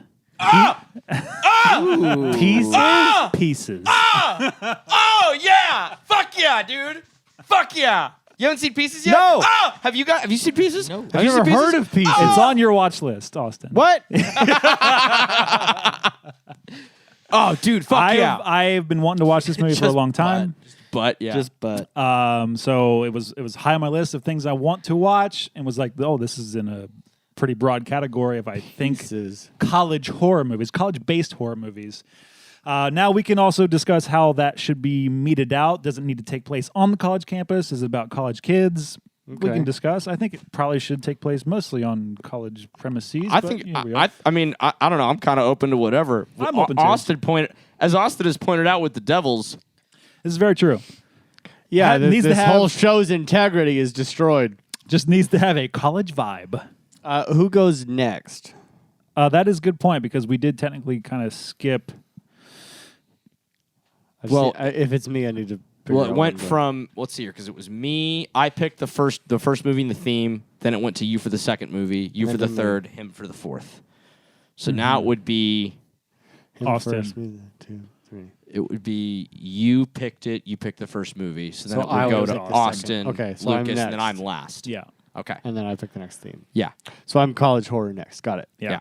All right, great. That's all I needed to know. Yep. Well, pieces Pieces. and college horror. Dude, I'm so fucking excited. going? Oh, I haven't watched. It's been a minute since I watched Pieces, but I have had a wonderful journey with this movie. It started off as like a 1.5 star movie, and is now like we're approaching 5 stars. That's where we are, baby. Well, we will see you next time for a college horror. Follow us on all the things. Subscribe, like, join us on Patreon and Discord. Speaking of the social things, if you have time, please go to one of our many outlets of where we have our show and leave a review. Please, Leave a 5-star review. Write a nice thing about us. Those help tremendously with the success of this show. Yes, They please really do. that. And there's We a have few some people, ones. Yeah. Some fucking We're being smooth-brained, dickless cyber-attacked. bitches. They went to a small podcast and gave it a 1 star. So you have to counteract that. Give us a 5 review. Yeah. Tell your friends. Probably somebody that was really upset that we talk shit on Republicans. Probably. Well, fuck them. Odds are. But until then, love you. Bye. We fucking love Oh, you. fucking love you.